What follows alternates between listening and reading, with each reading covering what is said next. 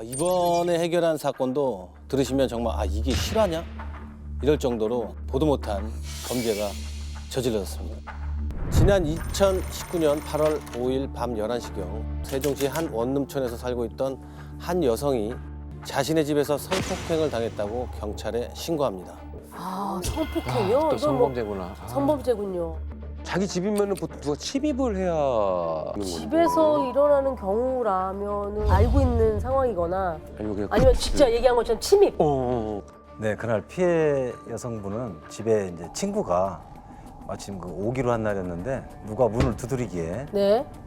그 오기로 한 친구가 왔나 보다 하고 그냥 문을 열었죠. 이거. 그런데 갑자기 그 체격이 너무나 큰 그 낯선 남자가 들이닥쳐서 네. 성폭행을 하고 어머. 도주했다는 그런 신고였죠. 그 여성분이 이제 피해를 당한 후에 그 이제 신고를 했는데 이 범인이 이제 휴대폰을 빼앗아서 이제 도망을 갔어요. 근데 이제 마침 이제 그 만나기로 한 친구가 와가지고 그 친구 휴대폰 빌려가지고 이제 경찰에 신고한 상황이었습니다. 아니 피해자 입장에서는 멀쩡하게 자기 집에 있는데 집이라는 곳이 누구보다 안전하고 그럼. 평안함을 줘야 되는 곳인데 미친 진짜. 갑자기. 아니 그 뉴스에 보면 가끔 그런 거 보거든요. 그러니까 천천히 뒤를 따라가다가 그렇지.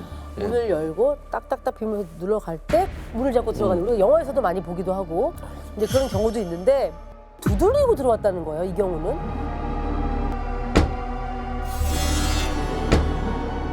그러니까 이 사건의 끔찍한 내막은 정말 상상을 초월합니다. 예. 뭔데?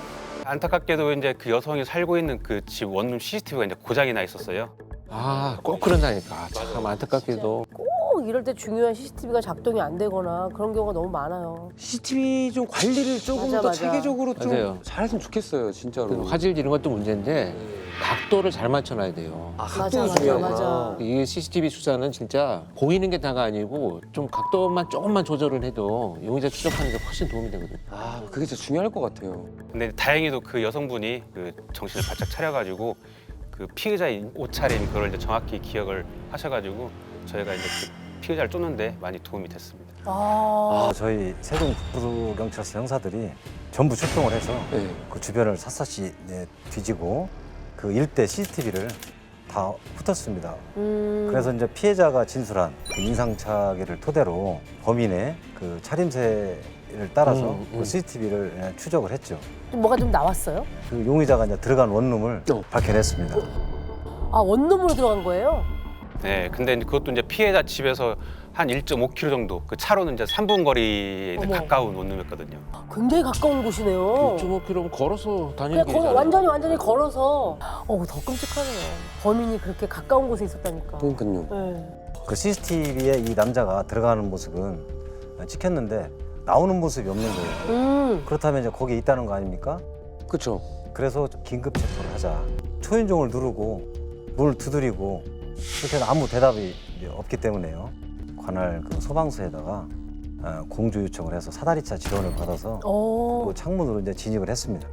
네, 이렇게 들어가서 이제 그 방안을 뒤져보니까 그 침대에 이불을 뒤집어 쓰고 사람이 그냥 누워 있는 거예요. 아무 대꾸도 없이. 어머머머머머. 자는 척하고 있더라고요. 네, 그래서 이제 저희가 이제 경찰이다 얘기를 하고 빨리 일어나라 이렇게 이제 얘기를 했더니 딱 일어났거든요. 엄청 큰 거예요. 190 가까이. 좀 깜짝 놀랐습니다. 자고 있는 척을 했는데 그 사람이 범인이 맞는 거예요? 네, 맞습니다. 그 CCTV를 보고 우리가 추적한 그 옷 그대로 침대에서 자는 것처럼 누워 있었던 건데 그 시간이 저희가 2시간 만에 야, 그러면은 빠른 시간 안에 검거를 축하드립니다. 한 거네요. 근데 아까 범인이 2명이라고 하셨거든요. 일단 범인을 잡았으니까 네. 형사님들이 당연히 구속영장을 신청했겠죠? 네. 근데 기각된 겁니다. 구속영장이요? 네. 야, 이런 증거가 직접적인 증거가 있는데도 아니면 그 사람이 성폭행범이 아니었던 거예요? 아니요, 이제 본인도 다 시인을 했어요. 근데 내가 그 집도 간 것도 맞다. 왜? 피해자를 이제 강제로 억압해서 이제 성행위를 한 것도 맞다. 근데 자기는 이제 억울하다고 이제 주장을 하는 거죠. 뭐가 억울해? 뭐가? 왜? 뭐가 억울해? 뭐가 억울해? 지가 억울할 게 뭐 있어? 피해자를 박 씨라고 하고 그 여성을 최 씨라고 할게요. 그 피해자 박 씨는 뭐라고 주장을 하냐면 나는 그저 상황극을 한 것뿐이다. 상황극. 상황극? 최 씨하고 상황극을 했을 뿐이다. 이렇게 이제 주장을 하거든요. 그냥 상황극이 아니라 이거는 성폭행을 하는 범죄 그러니까 상황이죠. 강간 상황극이라는 거잖아요. 그게 무슨 말이에요? 뭔 말이야, 상황극?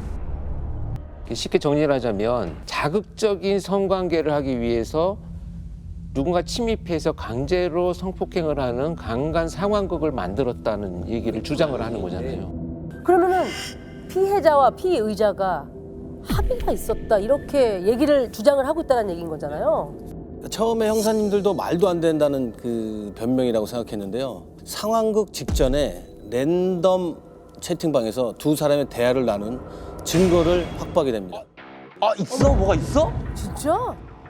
어머, 이게 뭐야? 진짜 이런 만나서 그 사람만 올 건지 말 건지 그것만 대답해. 만나서? 최 씨가 올렸네, 심지어? 어머, 박 씨가 입장 왔습니다. 내가 갈게. 강간 플레이를 하자. 강간 플레이 끝나면 애인처럼 대해줄게. 이게 뭐야?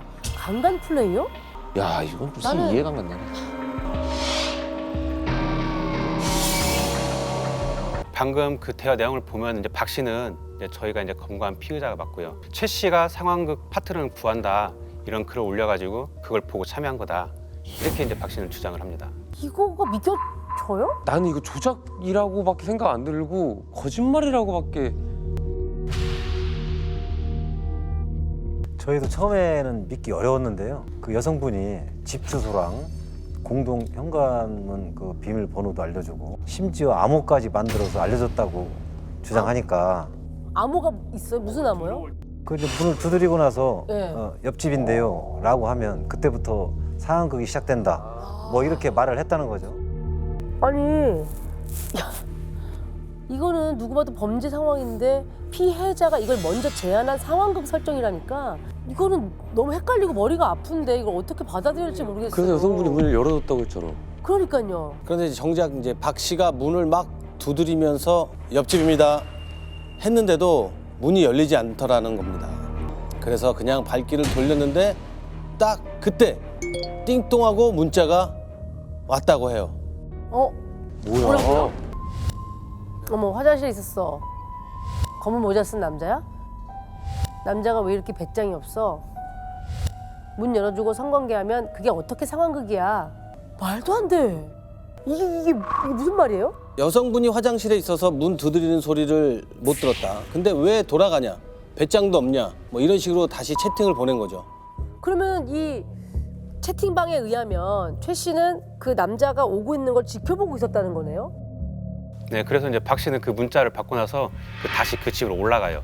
문을 두드렸더니 이제 바로 문이 열렸다고 얘기를 하고 그래서 자기는 이제 약속한 대로 관계를 한 것이다. 그러니까 성폭행이 아니다. 이거 너무 혼란스러운 상황 아니에요? 이게 뭐야? 근데 이 사람은 검거 당시에 약간 자는 척하고 숨어 있었다고 그랬잖아요. 범인이 검거당할 당시의 행동은 사실 앞뒤가 좀 안 맞는 것 같긴 그러니까 하거든요. 그것도 안 맞아요. 네. 그러니까 그 도망간 이유에 대해서는 자신이 이제 상황극을 하던 도중에 그 현관문 쪽을 바라봤는데 어머, 이제 문이 살짝 열린 틈으로 이제 어떤 남자가 눈이 딱 마주쳤다는 거예요. 어머 소름 끼쳐. 그래서 눈이 마주치니까 이제 겁나서 이제 도망갔다고 이렇게 얘기를 합니다. 그 남자는 누구예요? 그건 이제 박 씨도 이제 모른다고 했고요. 예. 그래서 이제 자기도 너무 놀라서 순간 멈칫했는데 그 틈에 여성이 이제 신고를 하더라 이거죠. 순간 아 내가 덫에 걸렸구나. 저 남자랑 이 여자랑 한패다. 이런 생각이 들어서 도망친 거라고 주장을 했던 거죠. 야 이게 진짜 얘기가 뭐야? 어떻게 흘러가는지 모르겠는데. 그러니까 이제 지금 이 체포된 박 씨가 주장하는 것은 실제 이런 일들이 좀 있긴 해요. 근데 이런 경우에는 사실은 무조건 돈이에요. 돈 갈취하는 게 목적이에요. 상황 만들어 놓고 협박하려고 하는 거잖아요. 근데 이제 이렇게 되면 사실 신고를 하지는 않거든요. 왜냐면 돈을 갈취를 해야 되기 때문에. 근데 이 경우는 반대로 여성분이 친구 와서 친구 핸드폰으로 실제 신고를 했고 애당초 아까 문틈에서 훔쳐보던 남자가 있었다는 말도 그럼 그게 거짓말일 수도 있는 거 아니야?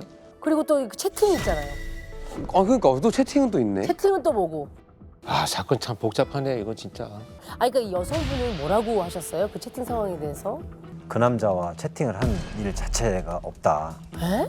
그래서 이거 확실히 뭔가 더 있다 싶어서 저희가 그 채팅 내역을 확보하기 위해서 네. 그 채팅 어플 회사에 자료를 요청했죠. 그래서 이제 그걸 쭉 살펴봤더니 그게 그 여성분이 아니더라고요.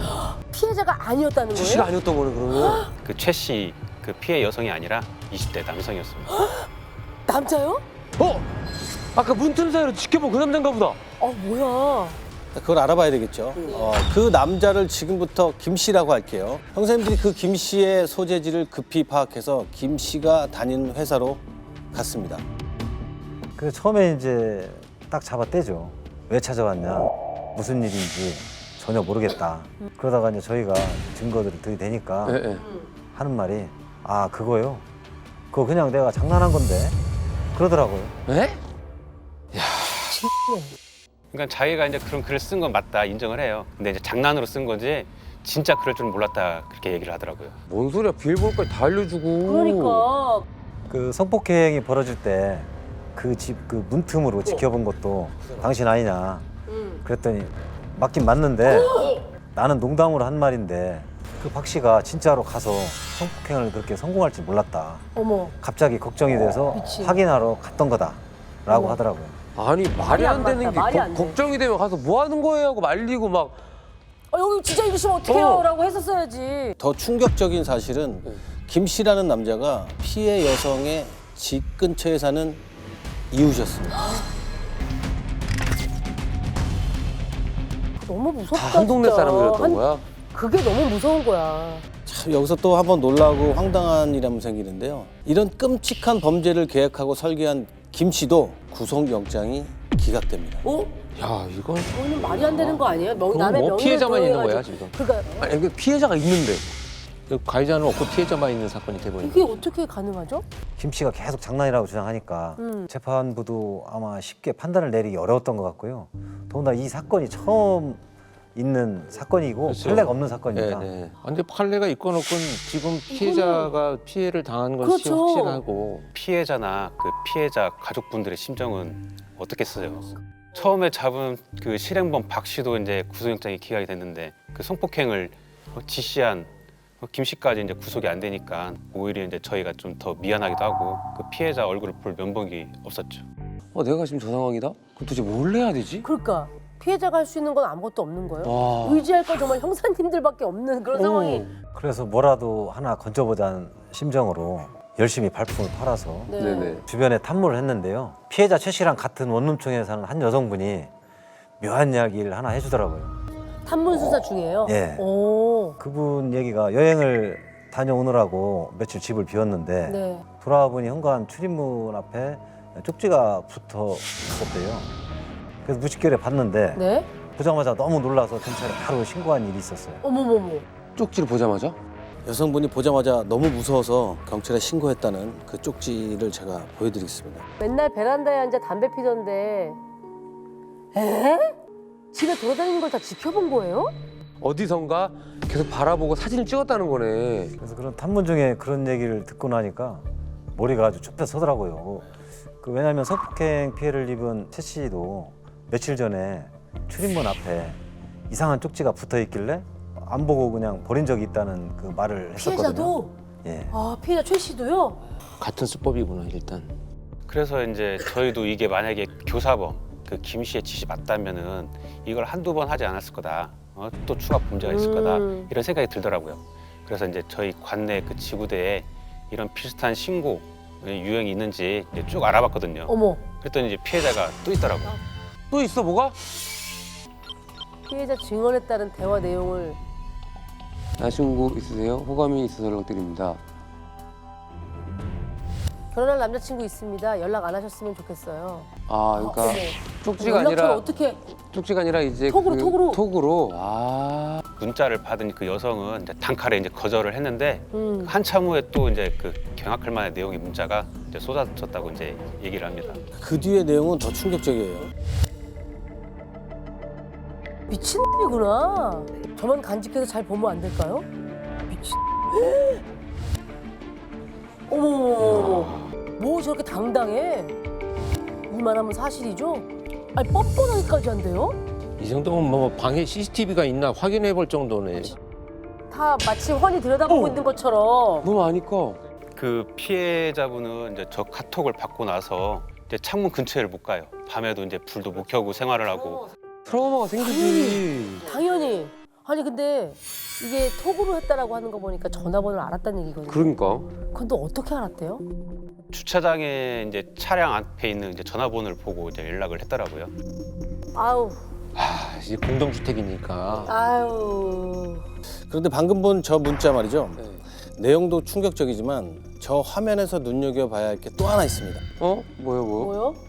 문자를 주고받은 시간입니다. 시간? 왜요? 밤 10시. 오후 10시 반. 김 씨가 문자를 보낸 날이 사실 상황극이 벌어진 바로 그날이거든요. 그날 오후 4시부터 밤 11시까지 총 26차례에 걸쳐 문자를 보냈다고 해요. 김 씨가 마지막 문자를 보낸 그 시각, 성폭행 사건이 동시에 벌어지고 있었던 그 시각이죠. 그러면 잠깐. 어머, 최 씨가 피해를 당하고 있던 시점에 스토킹 피해자에게 또 연락을. 또 연락을 하고 있었던 거예요? 아, 동시다발적으로. 동시에 지켜보면서? 김 씨에게 카톡을 받은 이 여성분 집에는 남자친구가 실제 같이 있었어요. 그래서 혼자 있는 최 씨를 범행 대상으로 김 씨는 한 명인데 어떻게 두 명 여자를 지켜볼 수 있었던 거예요? 거기가 이제 원룸촌이라고 했잖아요. 네. 그러니까 건물 그 사이사이 간격이 좁다 보니까 건물 옥상에 올라가면 누가 뭐라든지 한눈에 다 볼 수 있는 구조였어요. 아, 옥상. 옥상에 올라가서? 그리고 이제 그때가 이제 여름이라 이제 창문을 열어놓고 이제 생활을 하다 보니까 김 씨는 이제 틈만 나면 옥상에 올라가서 그 여성들을 지켜보면서 이제 범행 대상을 물색했던 거죠. 진짜. 아, 진짜 악질이다, 김 씨 그 사람 뭐 하는 사람이에요? 그냥 겉으로 보기에는 그냥 정말 평범했어요. 이제 직장도 멀쩡히 다니고 심지어 범행할 당시에 같이 사는 여자친구도 있었고요. 어? 아니 여자친구가 참나. 제가 장난으로 했는데요. 이거 샀다가 거짓말이네. 아주 계획적이고 치밀하게 자기가 준비했고 오랜 시간 스토킹했고 아주 흉악범인데요. 그런데 김 씨가 정말 그 악질인 게 피해 여성에게 범행을 시도했던 게 그날이 처음이 아니었었죠. 처음이 또 아니에요? 네, 그 사건이 이제 발생하기 며칠 전에 그 여성분이 이제 쓰레기를 버리려고 이제 나가는데 처음 보는 남자가 이제 현관문 앞에 와 있었어요. 그래서 이제 그 남자는 그 여성분에게 채팅창을 보여주면서 나랑 대화한 여자가 맞냐? 그러니까 이 여성분은 나 아니다. 무슨 소리 하는 거냐? 사람 잘못 찾았다. 이렇게 얘기를 하니까 그냥 가더래요. 근데 나중에 조사를 해보니까 그 남자도 이제 김 씨한테 속아서 그 여성분한테 이제 접근을 했던 거죠. 그 이미 그 전에 상황극을 지시를 했던 거네요. 2번을 지시했던 거죠. 한 번은 이제 지시했다가 실패한 이후로 이제 계속 이제 그 피해 여성을 이제 지켜보면서 또 상황극을 이제 만들었던 거죠. 스토킹 범죄를 저지르면서라고 해야 될 것 같아요. 이거 지켜보는 것도 이제 명명백백 당연히 범죄 스토킹 아닙니까? 범죄죠. 스토킹을 한 거죠. 예. 그래서 그럼 김 씨는 어떻게 됐나요? 그 성폭행 상황극 교사 혐의와 정보통신망법 그 위반 혐의를 병합해서 검찰에 송치했는데 네. 그 1심 재판에서 13년을 선고받았어요. 13년. 13년? 하여튼 뭐 이렇게 끝났으면 좋았을 텐데요. 그 성폭행을 저지른 그 박 씨가 네. 무죄를 선고받았죠. 왜 무죄예요? 이제 그 박 씨가 성폭행을 인지를 했느냐 아니면 정말 속아서 했느냐 재판에 이제 쟁점이었거든요. 근데 박 씨는 이제 채팅 어플에 이제 나눈 대화가 실제로 있었고 그리고 한 번은 이제 포기하고 돌아가려고 하는데 다시 문자를 받고 올라갔잖아요. 이런 상황을 봤을 때 재판부에서는 이제 박 씨가 이제 상황극으로 이제 믿었을 가능성이 높다 이렇게 좀 판단을 했던 것 같습니다. 아 말이 안 되는 근데 이게 말이 안 되는 게 안 되지. 말이 안 돼. 몰랐을 리가 없었을 텐데. 그 문이 열리자마자 박 씨가 피해자의 목을 잡고 밀고 들어가면서 그 성폭행을 한 거잖아요. 네. 그래서 또 피해자가 누구세요? 하지 마세요. 명확하게 저항을 하고 그러니까 거부 의사를 밝혔고. 그랬음에도 그 무시하고 범행을 저지른 거거든요. 아 이거는 정말 상황극이라고 알고 한 거다라고 재판부는 판단했다는 거죠. 이제 그 피해 여성이 강하게 저항하지 않았다. 말로만 저항했다. 하지 마세요. 이런 정도로 이제 저항했다. 그러니까 이제 그 상황극 일부라고 그 생각했다는 그 실행범 박 씨의 주장을 이제 재판부가 이제 받아들여 준 거죠. 아니 말로 저항하는 거 이상으로 어떻게 저항을 해요? 그러면 그 사람을 때려야 되나요? 아까 그 박 씨가 그 키가 190 가까이 되고 이제 체격이 좋다고 했잖아요. 근데 피해 여성은 반면에 이제 150cm. 그래서 이제 그 피해 여성은 이제 몸이 얼어버리잖아요. 그런 상황에서. 당연하지. 네, 그래서 실제 이제 경찰 조사에서도 겁이 나서 이제 힘을 쓰지 못했다. 저런 상황에서 어떤 여자가 강하게 저항을 하겠냐 이 말이야. 그렇죠. 그 대처를 못했다고 해서 범인의 행동이 정당화될 수는 없고요. 당연히 그렇죠. 맞습니다. 게다가 실행 직전에 박 씨가 받은 문자에서도 석연치 않은 부분이 좀 있습니다. 아, 올라가서 시작하세요. 안에 있는 여자가 올라가서라고 얘기하냐? 올라와서. 그러니까 약간 3인칭 느낌이네 저 말 자체가. 그러니까. 제일 수상했던 건 박 씨가 그 성폭행을 하고 도주 후에 피해자와 주고받은 채팅 내역을 삭제했어요. 아, 그 채팅이 상황극의 증거가 될 수 있는 중요한 증거인데 그걸 그러면 왜 지우겠어요? 자기가 정당하면? 그 뭔가 깨름칙하니까 지웠을 거라고 저희는 그렇죠. 판단할 수밖에 없죠. 그렇죠. 이거 그냥 모르고 했을까요? 아니요. 제가 볼 때는 일단 문자를 받는 순간부터 뭔가 문제가 있다라는 것을 충분히 인식을 했고 또 아마 침입을 해서도 피해자의 저항을 보면 이게 상황극인지 아닌지 자기가 충분히 인지했을 가능성이 높다고 보여지죠. 그래서 이제 1심 무죄 판결이 난 후 우리 형사님들이 이 사건을 알리기 위해서 언론에 인터뷰도 하면서 끝까지 이 사건에 대한 관심을 놓지 않은 덕분에 2심의 결과는 달랐습니다. 어떻게 났어? 어떻게 됐어요? 네, 2심에서는 성폭행 그 실행한 그 박 씨한테도 징역 5년이 선고됐고요. 이거는 그 재판부도 박 씨가 상황극이 아니라는 걸 알면서도 충동 때문에 성폭행을 했다고 봤던 거죠. 근데 박 씨는 끝까지 억울하다며 대법원에 상고를 했어요. 아이고, 진짜 화나더라고요, 이것 때문에. 이 법을 악용한다는데 이런 게서 나오는 거예요, 사실은.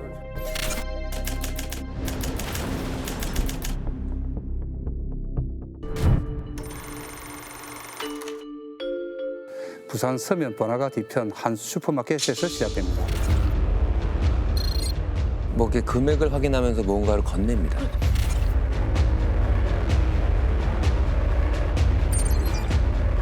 혹시 저게 뭔지 혹시 보이시나요? 이게 그 계산하던 여성이 현금 밑에 쪽지를 하나 숨겨서 건넸대요. 지금 보면 요 아래. 현금 밑에? 네, 현금 밑에 이렇게 해서 건넨 거죠. 이렇게? 쪽지를 봐보세요. 이런 아, 거는 이렇게. 어머. 이게 뭐야?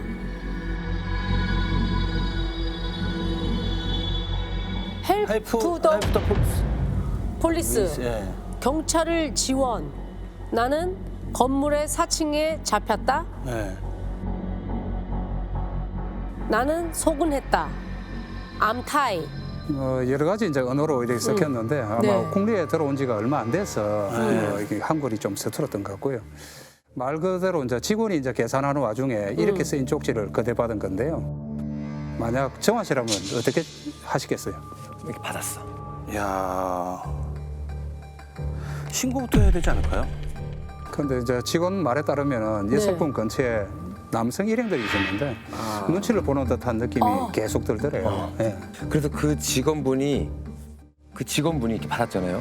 쪽지에 반대로 뭔가를 써서 여성분한테 또 보여준 거예요. 쪽지 봤어요. 그 지금 뭔가 쓰네요. 뭔가 지금 쓰고 그 있죠? 앞에 있던 계산대 옆에 있는 메모지를 갖다가 뭐라고 써요. 지금 쓰고 있는 것 같아. 자 그거 보여준다. 보여주니까 다른 사람이 들어오자마자 바로 자리를 피해서 지금 나갔죠. 어머나? 슈퍼 직원이 이제 눈치를 채고 이제 쪽지에 영어로 이제 112에 전화해서 도움을 줄까? 이렇게 적었어요. 영어로 했어요.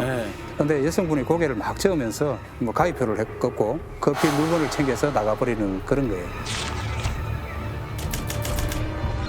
그러니까 이 점원분이 사실 거기서 뭐야 이러고 그냥 또 업무에 집중했으면 넘어갈 수 있는 일인데 그날 바로 그 쪽지를 들고 직접 경찰서로 찾아가서 어머. 이 수사가 시작되게 됩니다. 근데 이 쪽지만으로 어떻게 사람을 찾을 수 있을 수가 없겠죠? 단서가 많지 이거만- 않아요, 이 쪽지에는. 그러니까 직원들이 물건 사셨으니까 포인트 적립하셔야죠. 번호가 뭐예요? 이렇게 이제 물은 거죠. 그랬더니 여성분이 쪽지에 전화번호를 적었는데 이게 사건의 이제 결정적인 실마리가 됩니다. 여성분 전화번호는 아니었어요. 아니었어요? 예, 예. 이전에 다른 지역에서 유사 성매매 업소를 운영한 전력이 있는 남성의 전화번호였습니다. 그래서 성매매 업소하고 이런 연관이 있기 때문에 신고 내용이 사실이라고 저희들은 믿은 거죠. 문제는 그 휴대폰 번호로 기지국 수사를 해도 반경 500m 이상을 수색해야 돼요. 서면에 어마어마한 그 번호가 있는데다가 아까 4층이라고 적혀 있었잖아요. 그런 건물들이 수두룩하게 빽빽해요. 저기서 4층 미만의 건물을 찾는 게 더 어렵겠는데요? 일단 슈퍼마켓 밖에 CCTV가 하나가 있었어요. 여성 3명과 이들을 감시하는 남성 1명의 움직임이 이제 포착이 되었고요. 문제는 이 골목에서 나가면은 바로 고층 빌딩이 가득한 대로변이 나오는데 네. CCTV가 전혀 없었어요. 그래서 찾는 게 상당히 어려웠어요. 실제로 우리 형사님들이 엘리베이터 없는 건물은 계단으로 걸어서 하나하나 문 두드리면서 이런 여성 문제 있냐고 다 물어보고 아 정말요? 네, 그렇게 하고. 다 물어보고 다 물어보고 다 그러다 한 철학관 건물이 좀 의심스러운 그 모습이었어요. 슈퍼 근처에 이제 5층짜리 건물이었는데 건물이 좀 허름했고요. 출입하는 사람들도 거의 없었어요. 그 일대 이제 건물 4층은 다 확인이 됐는데 이곳만 아무리 문을 두드려도 대답도 없고 아무 소리도 안 들리는 거예요. 사람이 있는 건지 없는 건지 빛도 안 새어 나오더라고요. 주변 편의점에 물어보니까 외국인 여성들이 간혹 왔다 갔다 하는 얘기까지는 들었어요. 그래서 아무래도 의심이 가서 압수수색 영장을 준비해 거기를 덮치려고 했죠. 맞습니다. 그때 한 외국인 단체에서 신고가 들어옵니다. 뭐라고요? 태국인 여성들만 이용하는 커뮤니티에 한 여성이 태국어로 우리가 의심하는 그 철학관 위치를 말하면서 어머. 한국 성매매 업소에 갇혀 있다. 내일 거처를 옮긴다. 이렇게 글을 올린 거예요. 영장이 발부되기 전이잖아요. 근데 이게 시간 없잖아요. 그래서 김병수 선생님이 결단을 내립니다. 모든 건 내가 다 책임지겠다. 지금 전원 출동하자.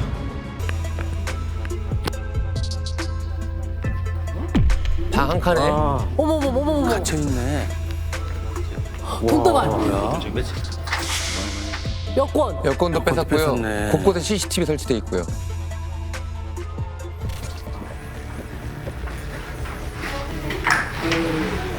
아이고. 에헤이. 아.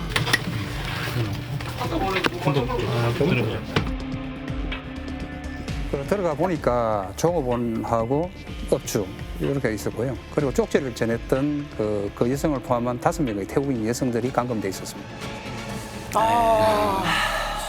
아니 어쩌다가 저분들은 태국에서부터 여기까지 와서 감금을 당하고 있는 거예요? 여권도 뺏어 그거 얼마나 무서웠을까? CCTV가 너무 지금 지켜보고 있으니까. 진짜로. 그러니까 태국에서 한국에 취업시켜주겠다. 아, 그러니까 안전한 곳이다. 한국 가면 돈 벌 수 있다. 경찰들이 이제 쉽게 접근할 수 없었던 이유도 있었습니다. 내부에서 이제 CCTV로 누가 오는지 틈틈이 이제 지켜봤고요. 연락 온 남성들을 상대로 업소 근처까지 이제 부른 후에 건물 인근에서 단속 공무원인지 아닌지 신원 확인을 먼저 했어요. 그럼 학생증, 사원증, 명함, 심지어는 월급 명세서까지 다 확인했다고요. 이렇게 이제 인증 절차를 거쳐야 철문을 열고 들여보내줬어요. 아니 그러면 만약에 영장이 나올 때까지 기다렸으면 저 여성분들은 다음날 거처로 옮긴다고 그랬잖아요. 그럼 또 계속 끔찍하다. 감금당하고 어디로 간지도 모르고. 그렇지. 아니 참 그 이용객들도 이용객이 아니라 성매매 공범이지. 공범, 그렇지. 성매매 범죄 성매매 공범들. 범죄자들이죠. 여성들을 감금하고 성매매한 관련자만 77명입니다. 이 77명을 네. 우리 김범춘 경님이 모두 검거했다고 합니다.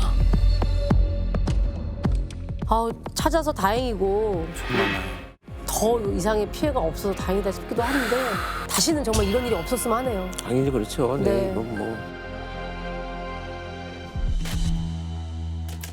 자, 때는 2005년 11월 2일 오후입니다.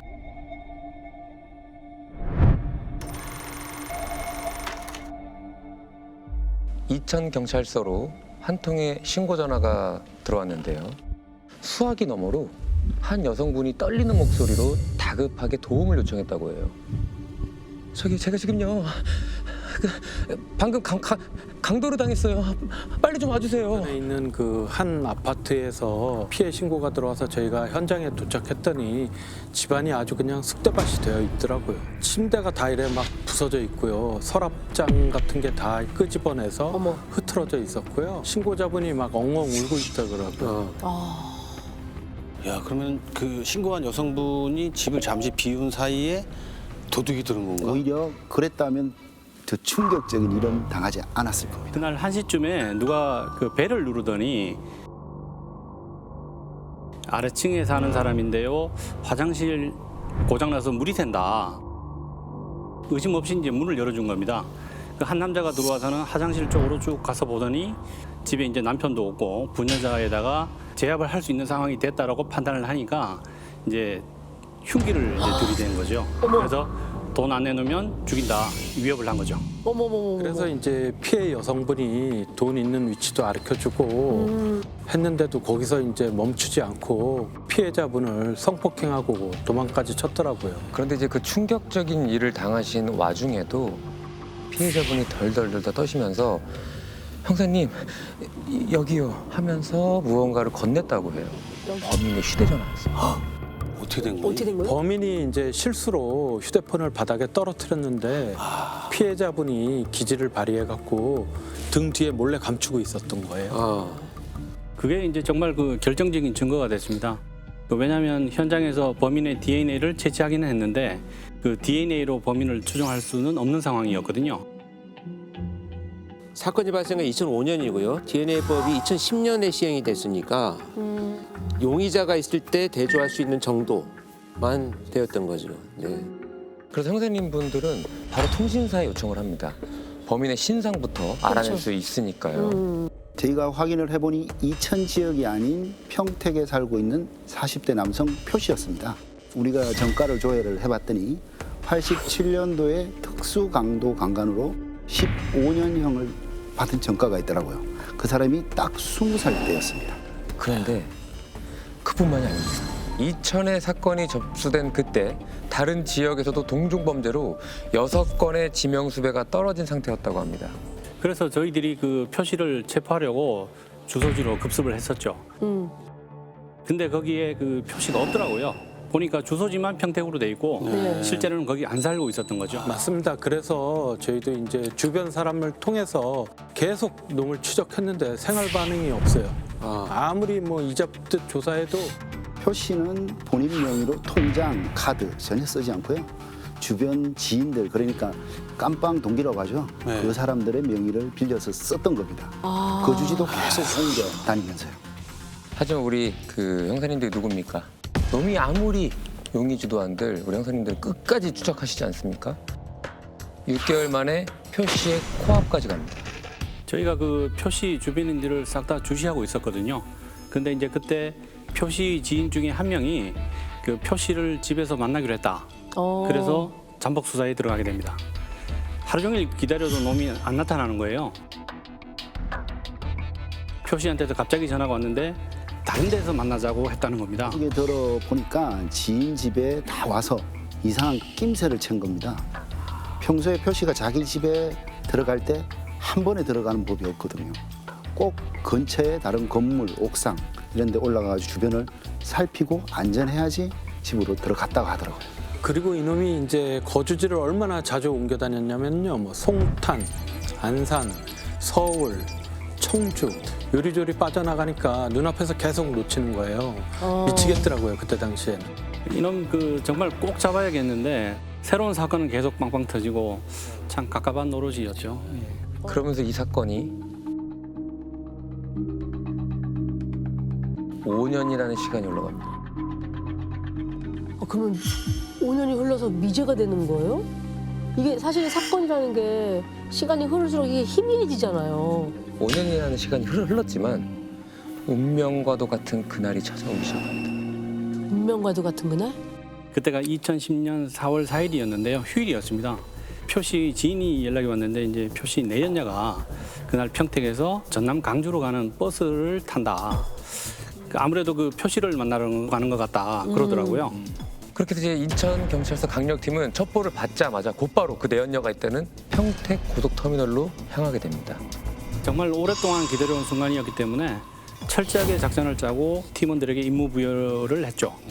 진짜로 절대 실수하면 안 된다. 꼭 잡아야 한다. 그래서 당시 그 팀장님이 한 명은 그 여자를 따라가서 몰래 버스를 타고 그 버스를 승용차로 뒤쫓아라. 그 남은 조들은 이제 강주 고속버스 터미널을 먼저 가서 미리 대기하고 있어라. 이런 지시를 내렸었죠. 그래서 각자 임무와 어떤 할 일들을 미리 다 짜고 있었던 거죠. 아니 근데 버스 안에 계셨던 네네네. 거죠? 네, 그러면은 맞습니다. 혹시라도 눈치챌까 봐. 저희도 조마조마했죠. 이제 평택에서 광주까지 거의 3시간을 버스를 같이 타고 가는 거잖아요. 그래서 뭐 자는 척도 하고 이렇게 실눈 뜨고 보고 그러면서 내연녀를 계속 응시하고 있었죠. 버스 안에서도. 그렇게 내연녀가 도착한 곳이 어디냐면요. 광주 남구의 한 원룸 건물이었습니다. 근데 순간 선생님들의 머릿속이 굉장히 복잡해졌다고 해요. 왜요? 지금 이 범인 프로파일링을 해보면 철저하게 자신을 추적하지 못해 경계심이 굉장히 높잖아요. 그래서 만약에 수사관들이 뭐 택배나 배달로 위장을 해서 문을 열어달라고 해도 절대 안 열어줬을 거예요. 근데 이제 안의 상황은 모르잖아요, 지금. 예, 맞습니다. 게다가 원룸 출입문 입구에 비밀번호를 모르니까요. 표시가 몇 층에 사는지조차도 모르고 또 이거 무턱대고 잘못 따라 들어갔다는 또 다 놓칠 수도 있는 상황이었거든요. 그래서 작전이 필요했죠. 그때 이제 들어갈 때 내연녀가 이제 반찬이나 갖다 줄 물건을 양손에 들고 있어갖고 비밀번호를 눌러야 되니까 짐을 내려놓겠다. 그럼 그때 한 3발짝 정도 떨어져서 걷다가 B번을 누를 때 건물에 사는 사람인 척하고 따라 들어가자. 이제 이렇게 작전을 세웠었죠. 내연녀가 이제 계단 올라갈 때도 짐이 무거워 보이네요. 그래서 먼저 올라가시라고 네네. 하고서 이제 저희가 양보하는 척하고 그랬습니다. 그렇게 이제 형사님께서는 주민인 척 내연녀를 따라서 계단을 한 발 한 발 오르기 시작합니다. 내연녀가 만약 배를 누르면 그게 표시든 누구든 집에 누군가 있다는 얘기죠. 문이 열릴 때 그때 밀고 들어가자. 벨만 눌러라. 제발 기도하는 심정으로 대기하고 있었던. 2층에 다다르자 내연녀가 짐을 턱하니 내려놨다는데요. 형사님은 자연스럽게 3층 주민인 척 천천히 올라가면서 그냥 동태를 살핍니다. 근데 그때 내연녀가 벨을 띵동 하고 눌렀습니다. 문이 열리자마자 바로 표시를 향해서 저희가 테이저건을 쐈습니다. 도망 다니는 상황이라서 다른 사람이 있을 가능성은 전혀 없었고요. 저희가 그 표시를 쫓을 때 지인들이 그런 얘기를 하더라고요.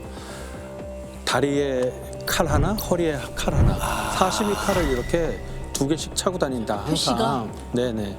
그래서 검거할 때도 항상 조심해야 되기 때문에 저희가 바로 테이저건을 쐈죠.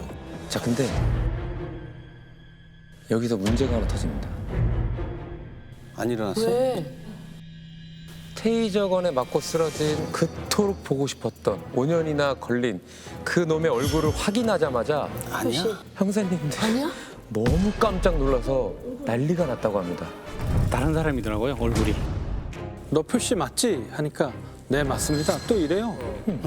표시가 5년간 어떻게 안 잡힐 수 있었는지 약간 아마 의아하실 텐데요. 5년 동안 안 잡힌 이유가 체포 직후에 밝혀집니다. 2007년에 지명 수배 전단지에 공개된 얼굴이고요. 네. 오른쪽은 검거됐을 당시의 표시입니다. 아니 눈썹을 심하게 문신을 했는데? 눈썹도 그렇고 눈도 그렇고. 그 표시 말로는 2007년도에 눈두덩이에 보톡스를 맞았는데 눈이 전보다 좀 작아지더라고 얘기하더라고요. 그래서 쌍꺼풀 수술을 2번이나 했다고 하더라고요. 저 얼굴을 보고 얼마나 놀랐겠습니까? 다른 사람이잖아요. 얼굴에도 살이 많이 붙었는데 예전보다 10kg 정도 더 찌고 머리도 파마를 해서 완전히 할 건 다 했더라고요. 이 정도면 거의 성형을 해서 페이스오프를 한 거잖아요. 페이스오프죠. 맞아요. 그런데 잡히고 나서 범인이 한 말이 아주 그냥 기가 막힙니다. 피의자는 부인했습니다. 성형수술은 도피 목적이 아니었다고 합니다. 꿈이라고 찌르랬잖아. 어디서 하셨어요? 저희도 안 믿었습니다. 네, 저희도 안 믿겨요. 네. 그때 진짜 얼마나 철렁하셨어요? 그렇죠. 엄청 놀랐죠. 큰일 났다 싶었는데 바로 그 본인이 맞다 해서 또 한숨 돌렸죠. 근데 이제 나중에 보니까 그때 놀란 건 아무것도 아니었어요. 또 뭐가 남았어요? 표시를 검거한 후에 형사님들이 가장 빠르게 한 일은 바로 표시의 DNA를 국과수에 넘기는 거였습니다. 그런데 국과수에서 연락이 올 거 아닙니까? 오죠. 아주 충격적인 소식을 전해줬습니다. 국가수에서 보통 그 서면으로 결과지를 보내거든요. 네. 결과지가 딱 나와서 봤는데 정말 팀 전체가 깜짝 놀라서 뒤집어졌습니다. 와, 이놈 진짜 답 없는 놈이더라고요. 답이 없다고요? 네. 보통 저희가 이제 국가수에서 회신 받으면은 네. 결과지를 이제 출력을 하잖아요. 그럼 네. 한 페이지, 두 페이지 그렇죠. 이 정도 출력이 되는데 네. 우리가 보낸 DNA가 이미 국가수에서 무려 21건이나 의뢰가 들어가 있던 DNA더라고요. 그래서 지명수배된 것 6건, 그 저희 이천에서 일어났던 사건이 한 건이 있었고요. 더해서 28건이 된 거죠. 28건. 그때 그 결과지 계속 프린트 될 때만 생각하면 지금도 소름이 쫙 돋는데요. 야, 그렇겠다. 진짜. 야, 이 프린트할 때 눌렀을 때 이거 계속 나왔을 계속 거 아니에요? 나오는 거야. 참 저희가 생각지도 못한 대형 사건의 연쇄 특수 강도 강간 절도범을 잡은 거죠. 그러면 다른 지역에서도 이 이천에서 있었던 사건과 똑같은 수법이었어요? 예, 동일 수법이었고요. 약간 형태는 조금씩 다르지만 범행 대상을 보통 그 20대에서 30대 보뇨자로 삼았고요. 범행은 주로 그 남편들이 이제 출근한 낮 시간대에 이루어졌더라고요. 야, 그리고 대부분 이웃인 척 위장해서 가스 새는 것 같다. 뭐 화장실 물이 새는 것 같다. 문 좀 열어달라. 라고 해서 문을 열도록 유도한 겁니다. 그렇게 피해자가 안심하고 문을 열어주면 이제 들어가서 남편이나 다른 뭐 가족이 없는 거를 확인하고 이제 여자만 있다 이러면은 준비한 칼을 꺼내서 피해자 위협하고 그다음 성폭행한 다음에 이제 돈까지 금품 돈을 훔쳐서 달아나고 그랬는데 이놈이 진짜 나쁜 놈인 게 이때 어린 자녀가 있는데도 범행을 저질렀다는 거예요. 범인 말로는 그 피해자가 이제 그 신고하지 못하도록 입막음을 하려고 성범죄까지 저질렀다는데 저희가 그 28건을 다 조사해 보니까 훔친 돈의 액수가 대부분 몇만 원에서 몇십만 원밖에 안 돼요. 그러니까 금액은 작고 어찌 보면 그 성폭행의 목적이 더 크지 않았나 이런 생각이 듭니다. 그 당시 성범죄 신고율이 그리 높지가 않았습니다. 저희 형사들도 10명 중에 한 7명은 신고를 못했을 것이라고 추정하고 있습니다. 그럼 지금 상황만 놓고 보면 피해자가 더 있을 수 있다는 얘기가 예, 그렇죠. 그 저희가 추측하기에는 실제 범행 횟수는 100건 이상일 거다라고 생각을 했죠. 100건이요? 네. 그 출소 후에 그 8년간 직업 없이 전국을 그 도망 다니면서 살아왔거든요. 현장에서 체포할 때도 또렷하게 기억나는데 그 원룸에 들어갔을 때 방이 진짜 깔끔했어요. 뭐 골프 의류라든가 방 청소 상태도 그렇고 이게 도망 다니는 놈이 이게 뭐지? 이렇게 깔끔하게 정리해놓고 사나 싶더라고요. 그리고 그 방 한쪽에 그 조그만 상이 하나 펼쳐져 있었는데요. 그 위에 양초 2개를 양쪽으로 세워 꽂아놨더라고요. 저도 거기에 이제 노트에 적힌 거 보고 그 이유를 알았는데요. 참 기가 막힌 게 적혀 있었습니다. 진짜. 나는 물고기 100마리를 방생했다. 참여했다. 직간에는 참여한 것처럼 그렇게 하는 거죠. 그리고 표시 가족이 있었는데 가족들한테 이제 미안한 마음도 글로 표현한 글들은 조금씩 있었습니다. 아무튼 이 나쁜 놈은 어떻게 됐습니까? 그래서 결국에는 그 1심에서 교화나 개선의 여지가 없다고 판단해서 사형 선고를 받았는데요. 그 판결문에도 보면 2살, 3살 어린 자녀가 있는 앞에서 성폭행을 했기 때문에 도저히 그 피해자로서 기억을 되돌릴 수도 없는 상황이고 또 인간으로서 도리를 저버렸다 해서 이례적으로 사형 판단을 받았습니다. 근데 이제 그 이후에 이제 표 씨가 항소를 해서 2심에서는 무기징역으로 선고가 됐죠. 감형됐어. 그걸 또 왜 감형을 해주나. 당시 판결문 내용에 따르면요.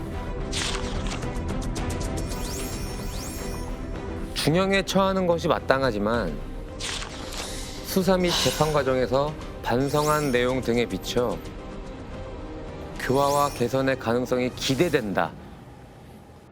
그래서 무기징역으로 감형이 되었다. 금품은 뭐 회복이 되는 거지만 어떤 성범죄는 회복이 안 되는 거거든요. 안 돼요. 그래서 정말로. 도저히 인간으로서 상상할 수 없는 범행인 거죠. 흐릿한 단서 하나로 결국 범인의 꼬리를 잡은 사건입니다. 일요일 오전 8시 6분 대학 인근 주택가에서 한 여성이 겁에 질린 목소리로 112에 신고를 합니다.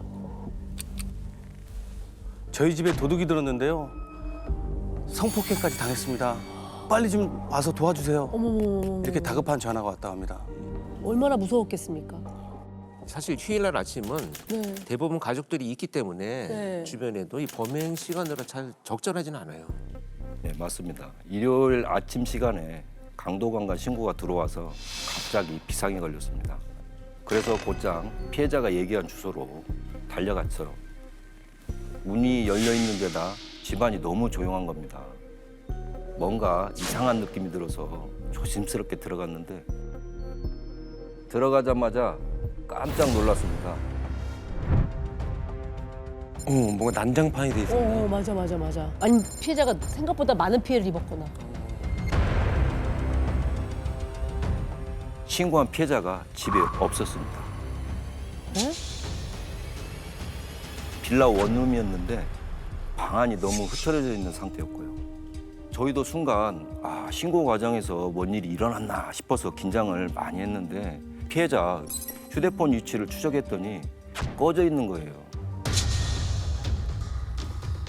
마지막 위치는 또 집으로 나오고 그래서 방안을 뒤졌더니 전화기가 방에서 발견이 된 거예요. 시간이 지체되면 더 큰일이 일어나겠다 싶어서 일단 신고한 전화번호를 확인해 봤더니 피해자의 집에서 50m 떨어진 공중전화로 확인되더라고요. 그래서 곧장 그리로 갔더니 슬리퍼 차림에 거소들게 걸친 피해자가 있었습니다. 어머. 너무너무 다급하고 무서우니까 그냥 간신히 몸만 끌고 나와서 신고를 했겠죠. 그럼 그 피해자 상태가 많이 걱정이 되는데 어땠나요? 굉장히 불안한 상태였습니다. 수사도 중요하지만 일단은 치료와 안정이 우선일 것 같아서 그때 성폭력 피해자를 지원하는 해바라기 센터로 인계 조치를 했습니다. 어쨌든 그래 좀 괜찮으셔야 될 그러니까요. 텐데. 혹시 뭐 DNA나 이런 게 좀 나왔나요? 범행 현장인 안방에서 범인 거로 추정되는 DNA가 나오지는 않았습니다. 범인이 사용했던 범행 시 청테이프하고 케이블 타이 등 이런 거는 이제 수거했고요. 해바라기 센터에 갔던 피해자가 어느 정도 안정이 돼서 신체에 대한 증거를 채취해서 DNA를 의뢰한 상황이었습니다. 청테이프하고 케이블 타이를 범인이 준비를 했다면 강도의 목적만 있었던 것으로 보기는 어렵습니다. 왜냐하면 자신의 DNA가 나올 만한 모든 것들을 다 챙겨갔다라고 한다면 이미 동일 범죄를 여러 차례 저질러 왔거나 또는 저지르고 있는 과정 중에 있다라는 것으로 볼 수 있는 가능성이 높아지죠. 다행히 해바라기 센터로 인계된 피해자가 안정을 되찾았다는 소식을 듣고요. 피해자로부터 어렵게 그날의 얘기를 들을 수 있게 됩니다. 자고 있는데 누군가 갑자기 칼을 목에 들이대면서 소리치면 죽인다고 협박을 했다고 합니다. 남자는 모자에 복면까지 쓰고 장갑까지 끼고 있었다고 했고요. 바로 휴대폰부터 빼서 전원을 껐다고 합니다. 그리고 가방에서 청테이프를 꺼내 눈과 입을 막고 양손을 묶었다고 했는데 그 방법이 좀 독특했습니다. 케이블 타이로 엄지는 엄지끼리, 새끼손가락은 새끼손가락끼리 이렇게 따로따로 케이블 타이로 묶었다고 합니다. 그렇게 해서 이제 피해자를 결박한 뒤에 피해자의 핸드백에서 지갑을 꺼냈는데 현금이 23,000원밖에 없자 그냥 그대로 두고 피해자가 차고 있던 금목걸이를 풀어서 챙겼다고 합니다. 그리고 성폭행하고 도주를 했다고 합니다. 피해자는 당시 범인이 휴대폰을 가져갔다 생각하고 급히 공중전화로 달려갔던 거라고 합니다. 근데 피해자가 범인이 좀 이상하다고 하는 겁니다. 범인이 피해자를 욕보이고 이후에 새끼손가락을 풀어줬다고 합니다. 새끼? 그리고 심지어 엄지손가락에 묶었던 것도 풀어주려고 하다가 안 되자 피해자 보고 직접 풀라고 하면서 도주를 했다고 합니다. 사실 이 성범죄자들이 굉장히 오만한 게 뭐냐면 자기가 얼굴을 봤다고 하더라도 끔찍한 성폭행 피해를 당했기 때문에 신고하지 않을 것이다. 피해자를 자기가 다 지배했다 이렇게 생각을 하는 거죠. 근데 궁금한 게 그러면 집에는 어떻게 들어갔다고 합니까? 피해자가 전날 밤에 문을 잠그는 걸 깜빡하고 잠이 들어서 열린 상태였다고 합니다. 일단은 이제 발생 장소와 지역이 대학가 인근이었기 때문에 혼자 사는 학생들이나 여성들이 많았을 것으로 이제 추측이 되지요. 네. 네네. 그런 지역을 범행 대상으로 선정하는 것은 가능성이 높기 때문에 선정이 됩니다. 지금 이 상황 같은 경우에는 문이 파손되는 적이 없다면 일단 뭐 무작정 문을 막 열어보면서 돌아다니지 않았나. 그러면 범인이 혹시 그 주변에 살고 있었을까요? 저희도 일대에 거주하는 남자들을 전부 용의선상에 두고 강력 5개 팀을 전부 비상 소집해서 탐문 수사를 다녔습니다. 근데 특별히 혐의점이 있는 사람은 발견하지 못했습니다. 피해자분이 아주 결정적인 것을 기억해냅니다. 범인이 눈을 가리기 전 그 짧은 찰나에 그놈이 입고 있던 옷을 본 겁니다. 그때 가슴 부위에 눈꽃 문양이 새겨진 니트로 된 점퍼를 입고 있었다고 합니다. 아, 눈의 결정체 같은 패턴이 이렇게 좀 다다다다 있는. 아, 저 한때 저 옷 문양 되게 많이 입고 다니지 않았어요? 그 겨울철에. 맞아요. 그쵸. 이게 저 옷으로 범인을 찾기는 너무 어려워.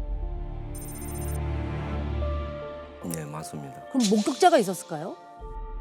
그랬으면 좀 수월했을 건데 목격자가 없었습니다. 그래서 이제 CCTV를 뒤지기 시작했습니다. 피해자 집을 나와 범인이 움직였을 도주를 추정해 개인 점포에 있는 CCTV부터 개인 차량, 블랙박스, 방범용 모두 닥치는 대로 다 확인하게 됐습니다. 그렇게 신고 전후 CCTV를 한참 돌려보던 중 범인을 찾아냅니다. 어? 그냥 CCTV 상에는 가슴판에 그냥 하얀색 띠가. 아까 우리 옷 봤잖아요, 그 옷. 저게 눈꽃무늬인가?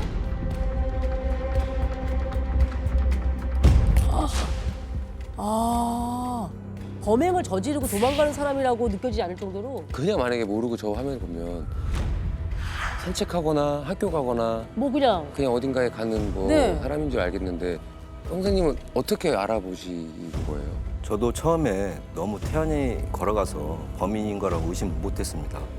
근데 범행 추정 시간 직후 마침 저 회색 점퍼를 입고 가는 남자가 저 남자분이었어요. 미아리 고개 방향으로 걸어가는데 문제는 여기서 행적이 딱 끊겼습니다. 어머. 저기서 끊겼어? 혹시 저기 아까 미아리 고개 이후로 끊긴 거면 그 근처 사는 거 아닐까요? 어디로 숨었거나. 저희도 그렇게 생각해서 인근 전과자를 싹 조사했는데요. 최근 출소한 비슷한 수법에 성폭력범이 있더라고요. 형사님들은 그 전과자의 사진을 구해서요. 피해자분께 확인을 부탁드렸는데요. 네. 사진을 본 피해자가 범인이 맞는 것 같아요. 눈매가 똑같아요. 이렇게 말을 했다고 합니다. 그 전과자는 범인이 아니었습니다. 저희가 피해자분께 확인을 받고 바로 최근 사진을 구해가지고 CCTV랑 비교를 했더니 키도 작고 체격이 너무 왜소하더라고요. 그래서 형사님들은 수사 범위를 넓히게 됩니다. 범행 장소 인근 전철 5개역과 미아리 고개 지나가는 버스 99대의 CCTV를 모두 확보해서 일일이 돌려보게 됐습니다. 그때 버스 타는 게 포착이 됩니다. 그것도 교통카드를 썼더라고요. 그러면 범인은 어디로 간 겁니까?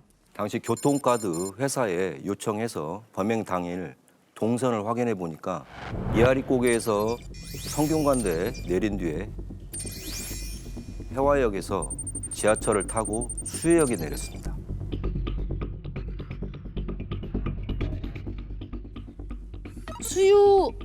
수유가 미아리랑 붙어 있지 않아요? 미아리에서 수유를 갈 거였으면 바로 가면 되는데 돌아간 거죠 지금? 돌아갔네. 굳이 돌아간대요 다시.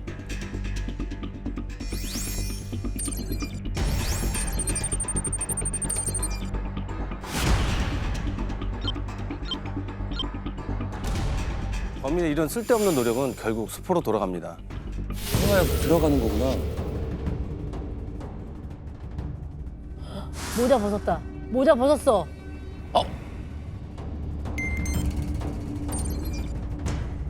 얼굴도 나와 있잖아. 그러네. 얼굴에 검은색 뭐 마스크 흔적이나 이런 게 없잖아요.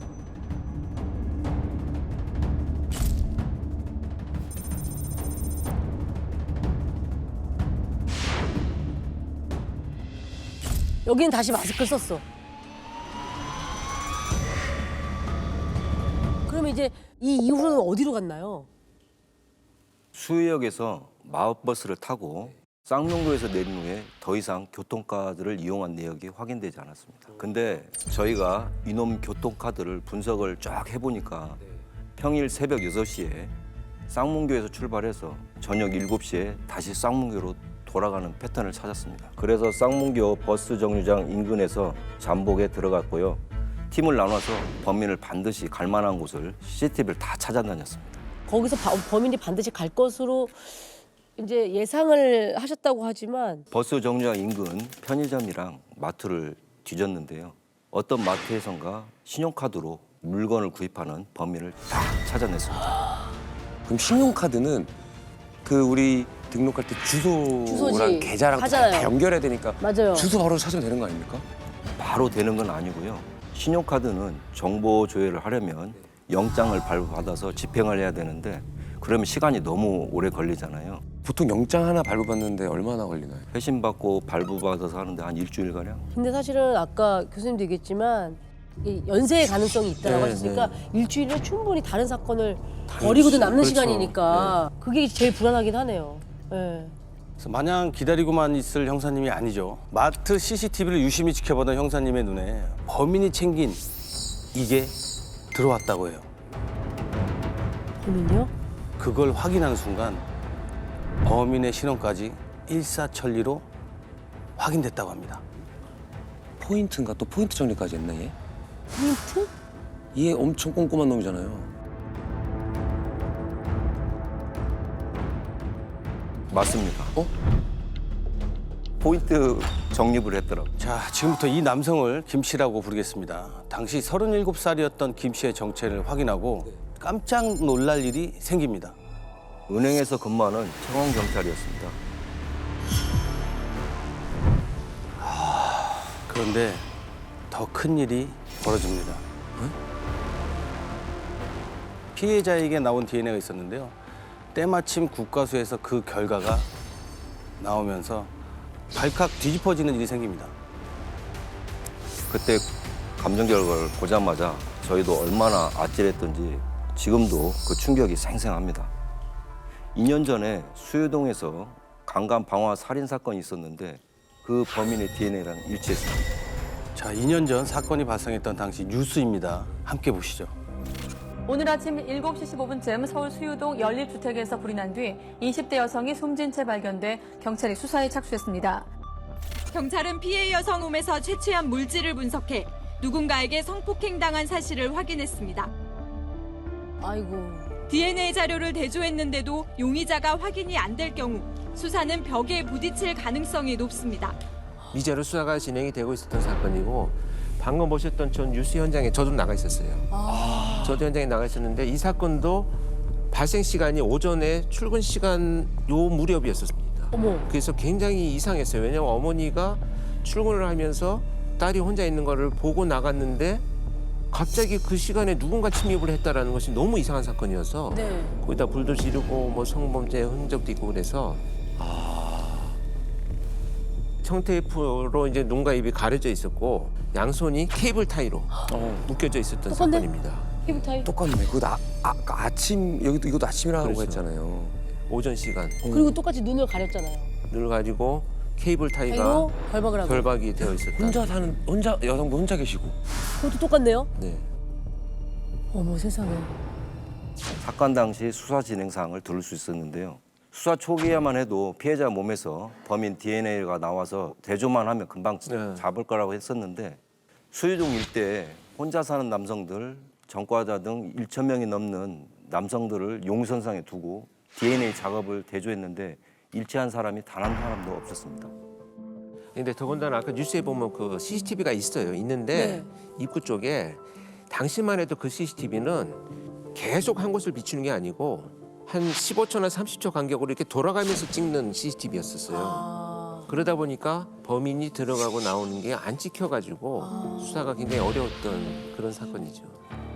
근데 빨리 잡아야 되지 않을까요 지금? 그러니까요. 그렇죠. 이제부터 수사팀 전원이 모두 잠복에 투입이 됩니다. 저는 그때 수해역 앞에서 잠복 중이었는데요. 혹시나 눈치채고 도주했으면 어쩌나 하는 초조한 마음으로 기다리고 있는데 어떤 남자가 전철역 계단으로 올라오는 게 보이더라고요. 멀찍이 떨어져 있었지만 단박에 알아볼 수 있었습니다. 수백 번 돌려봤던 CCTV 속 범인이 맞더라고요. 보자마자 달려가서 마을 버스를 타려는 놈을 현장에서 바로 덮쳤는데요. 네. 그때 예상치 못한 일이 벌어집니다. 갑자기 막 흉기를. 저희도 그런 걸 감안해서 형사들 한 10명이 김 씨에게 달려들었는데요. 네. 승객들이 저희를 막 뜯어 말리는 거예요. 승객들이요? 승객들이 말려요? 검거하는 현장 그 공무집행방해 아닙니까? 왜 뜯어 말려요? 저희가 당시 떼거지로 한 사람한테 달려드니까 네. 저희들 조폭이 선량한 사람을 괴롭히는 줄 알고 승객들이 오해했더라고요. 근데 이제 형사 입장에서는 이게 한 명이지만 여러 명이 도주나 자해나 또 인질도 될 수 있고 그래서 그렇죠. 한꺼번에 덮치거든요. 일시에 일사불란하게 그렇죠. 그래서 어떻게 됐습니까? 그때 그래서 몇 명은 도망을 못 가게 김 씨를 잡고 있었고 몇 명은 승객들의 오해를 푸는 사이에 제가 김 씨 손목에 잽싸게 수갑을 딱 채우면서 한마디를 네. 했습니다. 너 우리가 왜 왔는지 알지? 그랬더니요? 뭐래요? 전혀 예상치 못한 반응을 보이더라고요.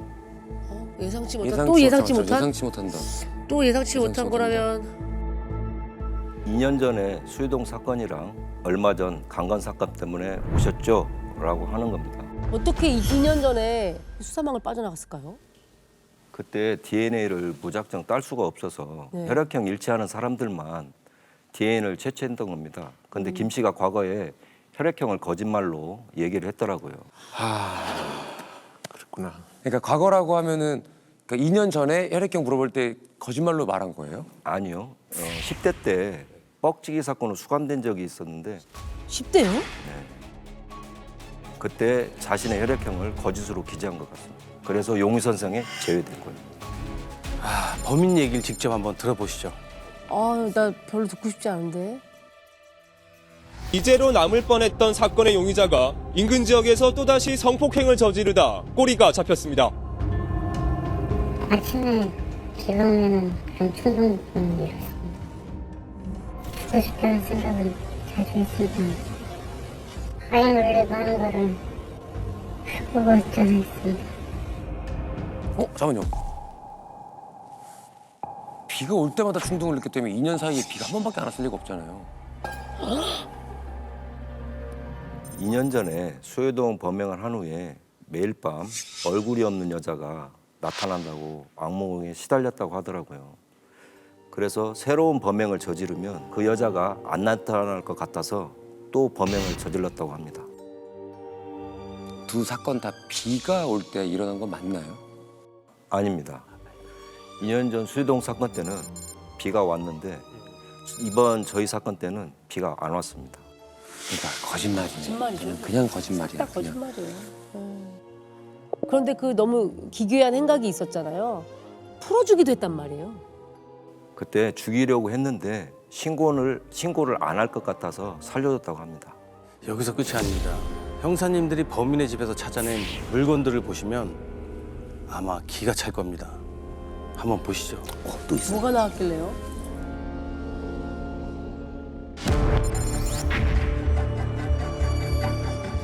뭐야? 어머! 시계? 2년 전 사건이랑 이 사건 피해자들한테서 뺏은 귀금속이랑 신문에 쌓인 칼 열쇠 자루 그리고 손목시계 78개가 나왔습니다. 저 칼들은 그러면 범행 때마다 쓴 거라면 뭐 피해자의 흔적이 나오거나 했을까요? 칼에서는 혈흔이 나오지는 않았습니다. 아, 그래요? 수유동 사건 이후 머리맡에 칼을 두면 악몽에 시달리지 않을 것 같아서 하나씩 종류별로 모아놨다고. 자, 일단 제일 중요한 저랑 은희 누나랑 너무 놀랐는데 손목시계가 78개거든요. 네. 손목시계는 혹시 청원경찰 이전에 재개발 지구 현장에서 빈집을 관리하는 일을 한 적이 있었는데 그때 빈집을 돌면서 주웠다고 합니다. 팔아서 용돈 하는데 쓰려고 했는데 거의 돈이 안 되는 것들이었습니다. 야, 근데 난 안 믿기는데. 안 믿기는데요, 저는. 왜냐면 아까 돈도 안 되는데 저걸 다 집에 갖고 있는다? 78개를. 그러게요. 돈 안 되면 없애든지 버리든지 뭘 하려고 네네. 노력을 하든지 해야 되는데. 그래서 저희가 근무했던 지역도 확인하고 여러 방면으로 조사를 해봤는데 여죄는 없는 거로 확인이 됐습니다. 그렇죠. 그 여죄 수사에 대해서 아마 시간을 굉장히 많이 할애했을 텐데 안 나왔으면 본인이 진술하는 게 맞을 수도 있죠. 근데 어찌됐건 저것도 절도긴 해요. 네, 재판 결과는 혹시 어떻게 나왔나요? 당시 살인 및 방화, 강도, 강간으로 무기징역을 선고받았습니다. 때는 2010년 8월의 마지막 날. 새벽에 아주 다급한 신고 전화가 들어옵니다. 저 여보세요? 저 경찰서죠? 집에서 자고 있는데 모르는 남자가 들어와서 저를 성폭행하고 도망갔어요. 제발 도와주세요. 그러면 그 신고자 외에 집에 아무도 없었던 상황인가요? 신고자는 그 반지하 주택에 혼자 살던 20대 여성이었는데요. 자고 있는데 누군가 자기 몸을 만지고 있고 놀라서 깼더니만 웬 괴한이 수건을 갖다가 입에 물겨보면서 어머. 물어 눈 뜨지 마라고 말을 한 후 몹쓸 짓을 했다고 하더라고요. 혹시 피해자가 범인의 얼굴을 봤을까요? 네, 그 밤인데다가 불이 꺼진 상태에서 범행이 이루어졌는데 그 지하방에 가로등 불빛이 들어와서 범인을 얼핏은 봤다고는 했습니다. 근데 얼굴은 자세히 기억이 나지 않고 눈은 부리부리하고 키와 덩치가 20대 큰 남성이었다라고 얘기하더라고요. 범인이 그러면 대체 그 집에 어떻게 들어간 겁니까? 피해 여성은 분명히 현관문을 잠그고 이제 들어갔다고 했는데 저희가 현장을 둘러보니까 강제로 문을 연 흔적도 없고 창문도 약간 열려 있기는 했는데 방범창이 있어가지고 창문을 통해 들어갈 수가 없었습니다. 근데 열려져 있는 창문 앞에 그 세탁소에서 쓰는 얇은 철로 된 옷걸이가 떨어져 있는 거예요. 그것도 일자로 쭉 펼쳐져 있었습니다. 일단 피해 여성에게 옷걸이를 이렇게 둔 게 본인이냐라고 물어봤다고 합니다. 근데 아니라고 하더라고요. 그래서 이제 백 형사님이 혹시나 하고 밖으로 나가서 열려있던 창문으로 펼쳐진 옷걸이를 쑥 넣어봤대요. 그러니까 평소에 피해 여성이 열쇠를 놔두는 자리에 딱 닿았다고 합니다. 일단 피해 여성이 괴한이라고 진술을 한 거 보면 아는 사람이 아니잖아요. 면식범이 아니다 이런 얘기가 되겠는데 평소 어디에 여성이 열쇠를 놓아두는지를 알고 도구를 준비했다면 평상시에 행동을 좀 지켜봤을 가능성이 높고 범인의 입장에서 편면식이죠.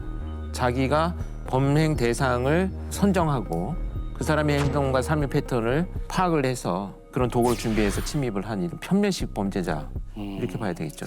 주변에서 지켜보고 있었다고 생각하니까 너무 무서운데요. 소름 끼치죠.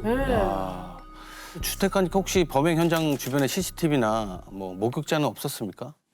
그 당시는 그 CCTV가 도로에 많이 있지 않던 시절이어가지고요. CCTV로는 범인을 찾을 수가 없었고 범행 시간이 또 새벽 시간에 벌어져서 목격자도 발견을 못했습니다.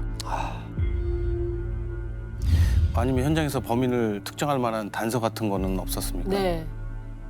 과수팀이 범행 현장을 꼼꼼하게 감식을 했는데 범인의 것으로 보이는 쪽지문 하나만 겨우 발견됐습니다. 그걸로는 범인의 인적사항을 발견할 수가 없었습니다. 그렇죠. 지문의 일부분만. 쪽지문. 그러면은 뭐 애초에 뭐 지문을 남길 생각이 없었을 수도 있어요. 그러니까 지문을 또 지우고 증거 인멸을 위해서 싹 지울 수도 있고 또 관광업도 샤워도 하고 그런 나간다고 경우도 그랬잖아요. 있다며요. 네. 맞습니다. 범인이요. 범행 후에 자신이 가져온 청테이프로 흔적이 남았을 만한 곳들을 전부 청소하고 갔다고 합니다. 청테이프? 네. 미리 준비했네. 다 이렇게 정리를 하고 갔답니다. 아니 그러면 이 정도로 진짜 범행을 저질렀다면 처음이 아닌 거 아니에요? 그렇죠. 그럴 수 있죠. 예, 한두 번 저질러 본 게 아닌 것 같습니다. 네. 그래서 저희도 그렇게 생각을 하고 일단 그 범행이 일어난 지역을 중심으로 해가지고요. 동종범죄 전과자들을 일일이 찾아가서 알리바이를 모두 확인을 했고 혹시 범인이 사건 현장에다가 담배꽁초라든가 이런 거를 버렸지 않을까 해서 인근에 있는 담배꽁초를 전부 수거해서 범죄자 그 DNA 데이터베이스에 대조해 보기도 했고 근데 전과자 중에는 용의선상에 올릴 만한 사람이 없었습니다. 그러니까 지금 피해자의 그 진술에 따지면 눈이 부리부리하고 덩치 큰 20대라는 거밖에 없잖아요, 지금. 단서가 그거밖에 없는 거죠, 그거밖에 사실은. 없잖아요. 그렇죠. 그 범행 시간대 범행 연서 인근을 배회한 사람 중에서 덩치 큰 20대 남성을 본 사람이 있다면은 신고를 해달라고 저희가 전단지까지 만들어가지고 배포를 하고 일대에 혼자 사는 남성들 대상으로 수사를 펼쳤는데 역시 특별한 혐의점은 발견하지 못했습니다. 완전 맨땅에 헤딩 인생인데. 그렇게 해야 되는 상황인 거죠. 예. 근데 사실은 뭐 지금까지 하신 것도 할 수 있는 것들은 다 해 보신 거거든요. 그렇죠. 그렇죠. 네. 7개월 동안 범인을 못 잡았다는 게 이 사건을 얘기하셨던 거군요. 그러게요. 단서가 너무 없으니까. 네, 맞습니다. 저희가 그때 그 기지국 수사까지 다 했는데 나오는 게 아무것도 없으니까 답답해 미치겠더라고요. 그 시간이 걸리더라도 피해자분을 위해서 범인을 반드시 잡고야 말겠다고 생각을 했는데 생각지도 못한 곳에서 사건이 풀리게 된 겁니다. 생각지도 못한 사건이요? 그게 뭔데요? 자, 정확히 7개월이 지난 시점입니다. 2011년 2월 말 반지하 주택에 도둑이 들어왔다는 신고가 들어옵니다. 반지하. 그러니까 훔쳐만 간 거예요, 그냥? 예. 피해자가 전날에 그 토요일이어서 그 지인 집에 놀러 갔다가 일요일 아침에 집에 와 보니까 안방 책상 서랍에 안에 있던 지갑에 넣어둔 돈이 없어졌다고 하더라고요. 피해 금액은 한 24만 원 정도가 되는데 저희가 현장에 가보니까 이런 집안을 뒤진 물색흔도 안 보였고 지문이랑 족적도 다 살펴봤는데 아무것도 나오지를 않았고요. 절도 피해자가 하는 말이 아무래도 이 범인이 자기 집을 이번만 왔다 간 게 아니라고 말을 하더라고요. 열흘 전쯤에도 안방 책상 서랍에 있던 지갑에서 돈이 5만 원이 없어졌다는 거예요. 근데 그때는 금액이 적어서 자기가 썼나 보다라고 생각을 했는데 이번에는 확실히 누군가 훔쳐갔다는 생각이 들었다는 거죠. 왜냐하면 열흘 전에 5만 원이 없어졌을 때 열쇠도 같이 없어졌다고 말을 하더라고요. 열쇠. 집 열쇠요? 그 집 열쇠를 같이 훔쳐서 가지고 있다가 한 번 더 열었다? 한 번 더? 사실 이 발생 장소가 저는 조금 이상하긴 해요.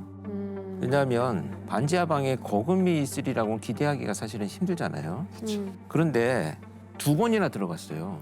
이걸 본다면 다른 목적이 있었을 가능성이 높다 이런 생각이 들거든요. 그러니까 이게 꼭 절도 범죄가 아니더라도 그렇다면 이제 확인해봐야 될 것이 이 여성도 혼자 거주하는 이런 여성이었는지가 확인이 돼야 되겠죠.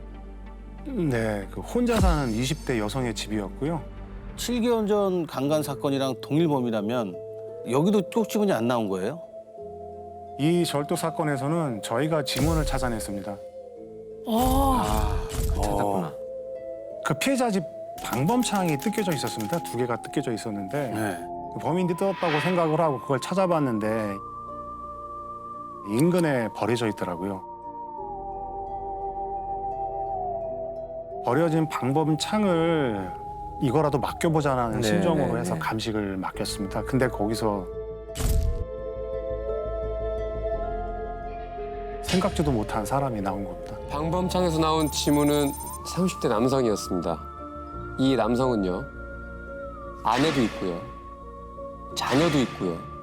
직장도 있는 아주 평범한 가장인데다가 전과도 하나도 없는 아주 깨끗한 사람이었습니다. 그럼 뭐지? 전과도 없어? 아니 뭐 잘못 짚었을 수도 있죠. 그렇죠. 우연히 가다가 뭐 이게 걸거쳐서 두 개를 집어서 버렸을 수도 있죠.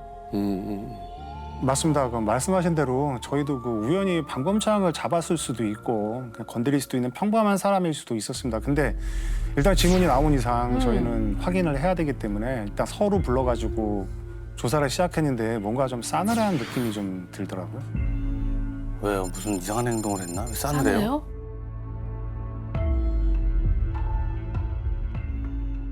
범행이 일어났던 동네를 얘기하면서 간 적이 있냐고 물었더니 전혀 간 적이 없다라고 말을 하더라고요.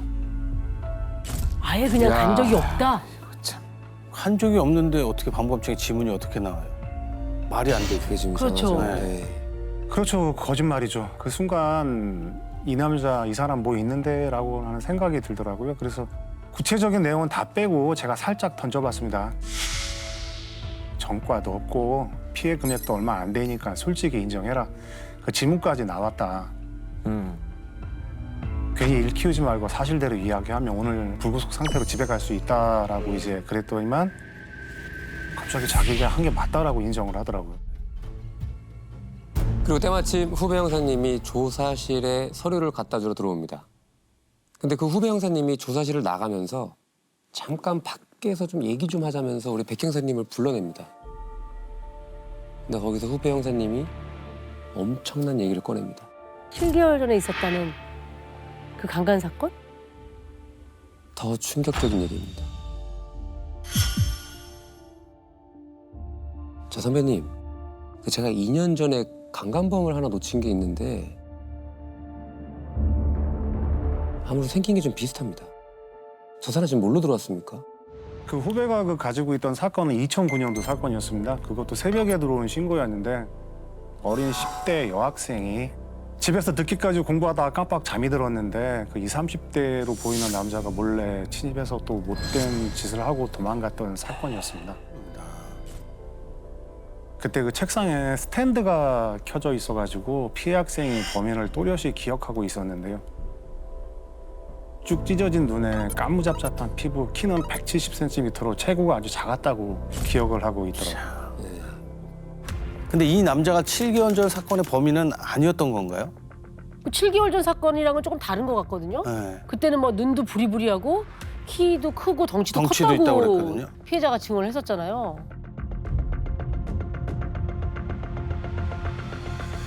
그래서 이때까지만 해도 그 7개월 전 사건은 전혀 생각지도 못하고 다만 그 2년 전 후배가 쫓고 있던 범인의 인상착이랑 절도범이랑은 비슷하긴 했습니다. 그래서 절도범 사진을 찍어가지고 그쪽 피해 학생한테 전송을 했더니 강간범이 맞다라고. 아니 근데 전과도 없고 자식도 있고 아내도 있고 그냥 평범한 가장이라고 그랬잖아요. 아, 근데 어떻게 그런 짓을 저지른 거죠? 자, 형사님의 머릿속이 하얘진 건 2년 전 사건 파일을 열어본 순간부터입니다. 2년 전 사건이 발생한 곳이 어디냐면요. 그 7개월 전에 사건이 발생했던 동네와 같은 동네고요. 어머. 새벽 시간이고요. 그것도 반지하 방에서 벌어진 사건입니다. 저 확인하고 싶은 게 있는데 저는 만약에 그렇다면 여학생이라고 했잖아요. 2년 전 사건이. 그럼 부모들이나 가족들이 없이 혼자 살고 있었던 여성인가요? 예, 그 집안 사정이 있어서 당시 혼자 방을 얻어가지고 거기서 혼자서 공부를 하고 있었고요. 예. 피해 학생도 혼자 살고 있었군요. 그러니까 반지하에 혼자 살고 있는 여자들을 노린 범행이네요.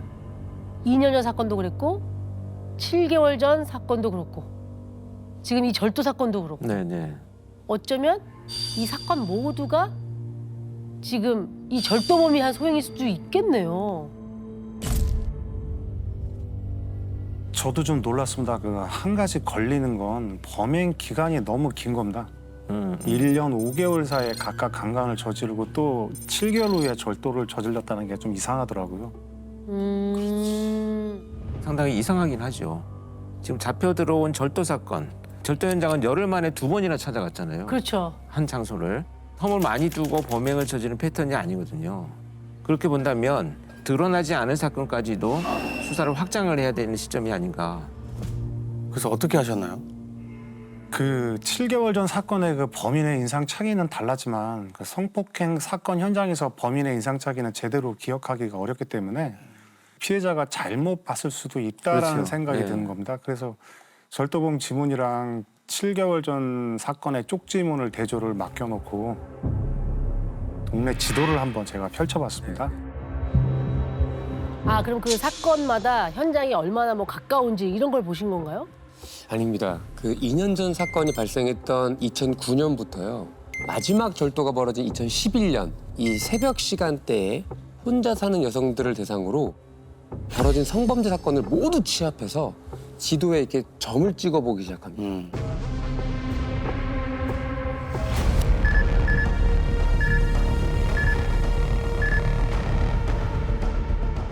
와, 이렇게 몇 개야? 저기 몇 개요? 20건이에요? 2009년부터 2011년 초까지 발생했던 강간 사건만 20건 정도로 확인이 됐고요.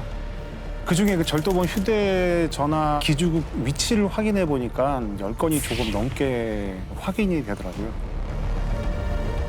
아, 지금 최소한 10건이라는. 강간만요? 근데 2년간 저 좁은 동네에서 저렇게 많은 사건이 벌어졌는데 동일범의 소행이란 거 어쩌다 놓쳤을까요? 범행 간격이 아까도 말씀드렸지만 짧게는 2달, 길게는 6개월씩 띄엄띄엄 발생을 했고 일부 사건들은 동일범의 소행이라고 보고 수사를 진행하기는 했었는데 증거가 없어 난항을 겪었던 상황이었습니다.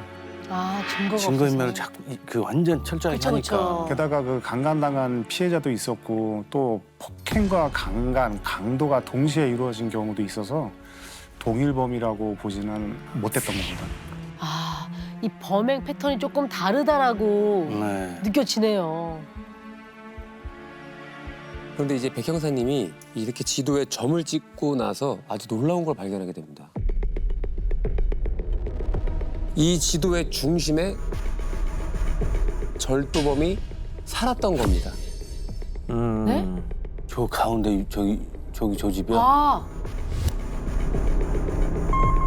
그러니까 2005년부터 2008년까지 3년을 말이죠. 아, 2008년까지 저 가운데 살고 있었고 네. 2009년부터 범행이 있었다라고 한다면 이사 가고 난 이후에 범행을 저지르기 위해서 이 동네를 다시 찾아왔다? 그렇죠. 그렇죠. 결국은 이제 3년 동안 그 동네에 살았으니까 범인 입장에서는 그 동네 지리도 잘 알고 있고 또 범행 장소를 선택할 때도 굉장히 익숙하지 않았나 이렇게 생각이 되죠.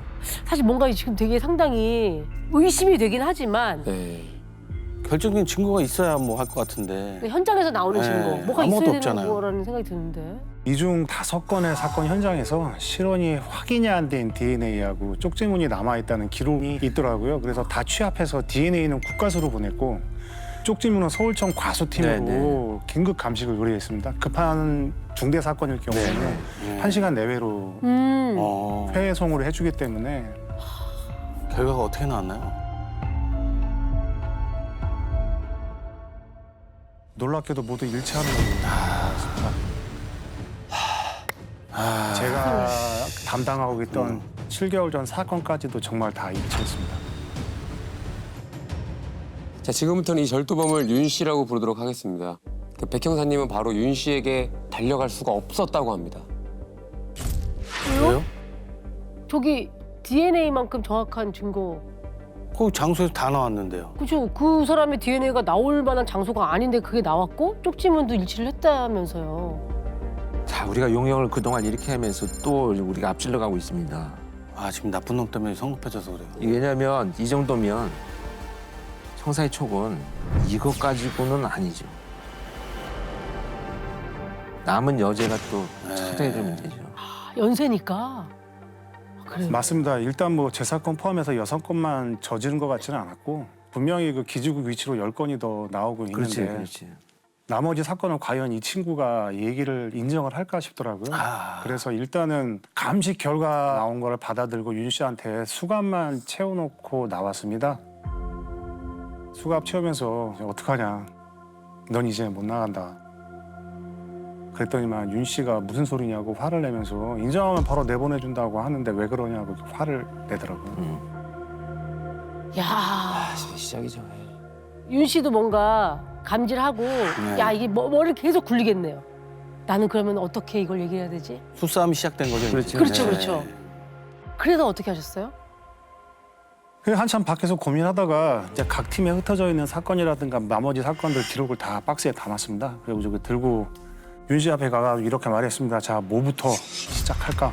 서류를 다 보여주면서.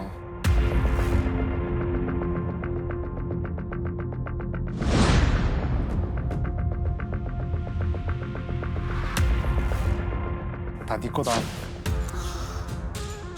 첫 사건만 던져놨습니다. 2009년도에 어린 학생한테 몹쓸 짓을 했더라 너.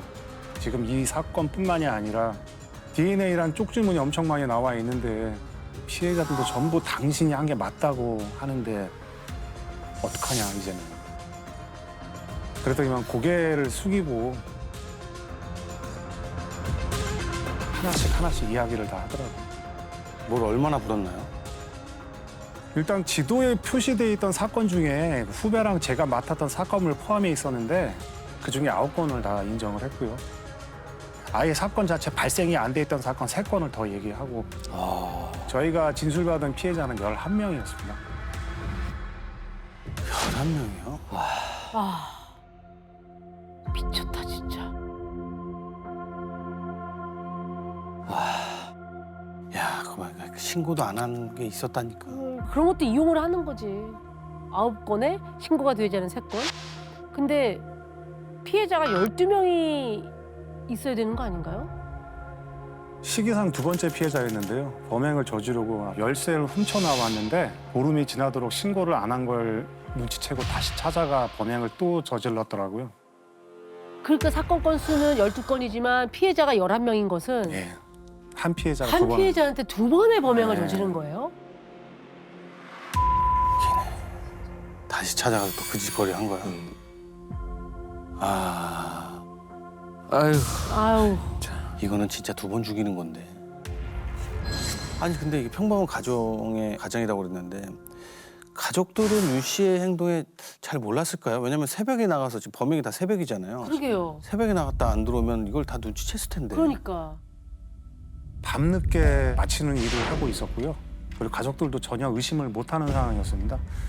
평소에 얼마나 철저하게 이중생활을 했는지 직장 동료들이나 지인들은 이 사람이 술도 안 마시고 일이랑 가정밖에는 모르는 성실한 사람이라고 다 진술을 하더라고요. 야.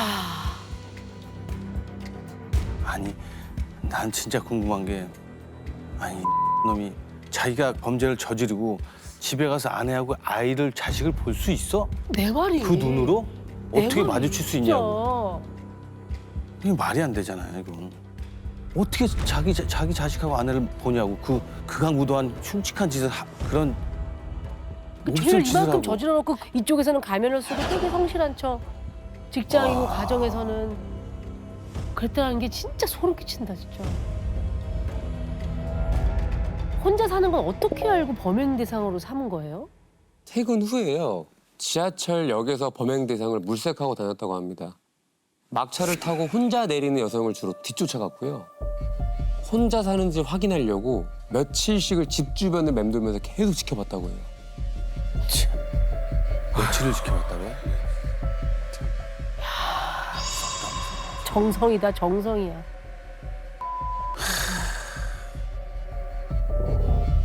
피해자 여성분들이 혼자 사는 게 확인이 되면 그 새벽에 범행을 합니다. 만약 집에 들어갔다가 아무도 없으면 돈만 훔쳐서 나오기도 했고요. 나중에 그 검찰 수사 과정에서 확인된 건데 저희한테 검거되기 바로 직전까지도 강간을 시도했다는 게 다 드러났습니다. 잡히기 바로 직전까지도 범행을 저지르고 다닌 거예요?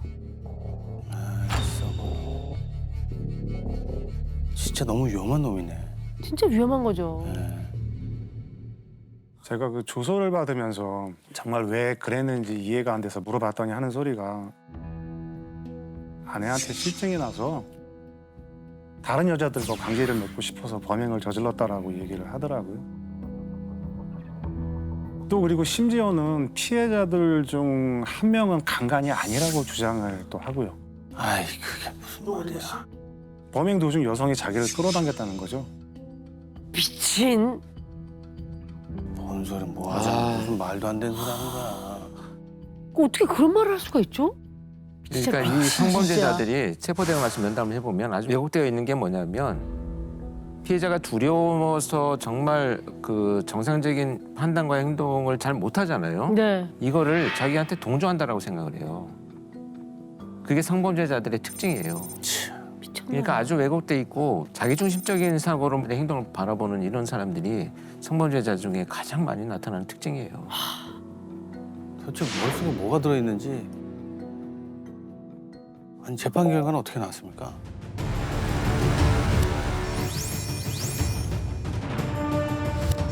(16년을) 선고받았습니다. 야 강간은 지금 10몇 건인데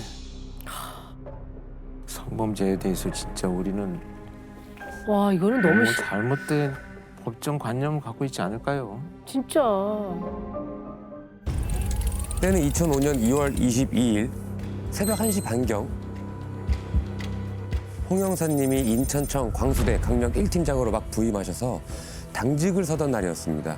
그날 역시 인천 지역에서 발생하는 사건, 사고, 그런 현장 상황이 당직실 무전을 통해서 수차게 들어오고 있었는데요. 그 울림 무전이 홍 형사님의 귀에 강하게 꽂힙니다. 응? 지점에서 부상 발생, 빨간 모자 쓴 용재 도주 중. 부두로 불상, 긴급 배치 음악. 신고할 때부터 빨간 모자네요. 그렇죠. 근데 둘강 그건 뭐예요 발생? 둘강?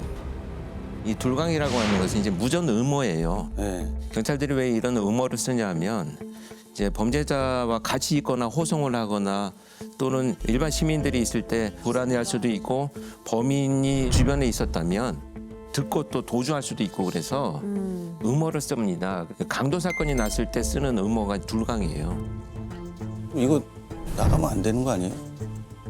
다 무전 음모를 일정 기간에 바꿔요. 지금은 또 다른 거겠네요. 다른 걸로 쓰죠. 그렇지 바꾸자. 지금 강도라는 키워드가 나왔고요. 빨간 모자가 나왔습니다. 근데 사실 정보는 이 두 가지밖에 없는 거예요. 지금 신고를 받으셨을 때는. 그런데 왜 홍 형사님이 이 무전을 듣고 꽂히셨을까? 저는 그게 궁금한 거거든요. 신고가 들어오기 이제 2달 전이죠. 그때 제가 인천 남동서에서 이제 근무를 하고 있었거든요.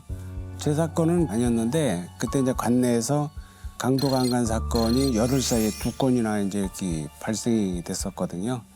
범인이 빨간 모자를 쓰고 있었다고 했던 게 기억이 나더라고요. 무전이 들어온 곳과 관할은 달랐지만 범인이 또 강도를 저지르고 빨간 모자를 쓰고 있었다는 게 휠이 이제 확 꽂히는 거죠. 형사들은 뭐 그런 용어만 들으면 휠이 확 꽂혀버리거든요. 그래서 바로 현장으로 나가게 된 거죠.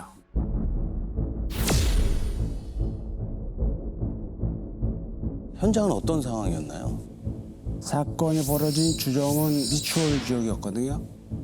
여주인과 여종업원 2명이 있었는데 빨간 모자를 쓴 남성이 그중에서 나이가 많은 여주인만 가도로 위협한 다음에 성폭행을 했고 수표내장을 포함해서 53만 원을 강취하고 달아났던 거죠. 그리고 그걸 옆에서 지켜본 여종업원이 상당히 뭐 충격에 휩싸인 거죠. 물론 자기는 안 당했더라도 충격에 휩싸였던 거죠. 범인의 DNA나 지문은 없었나요? 미추홀에서는 아무것도 나오지 않았습니다. 그 범인이 자신의 지문은 물론이고 성폭행 피해자 몸을 이제 모두 닦아버렸어요.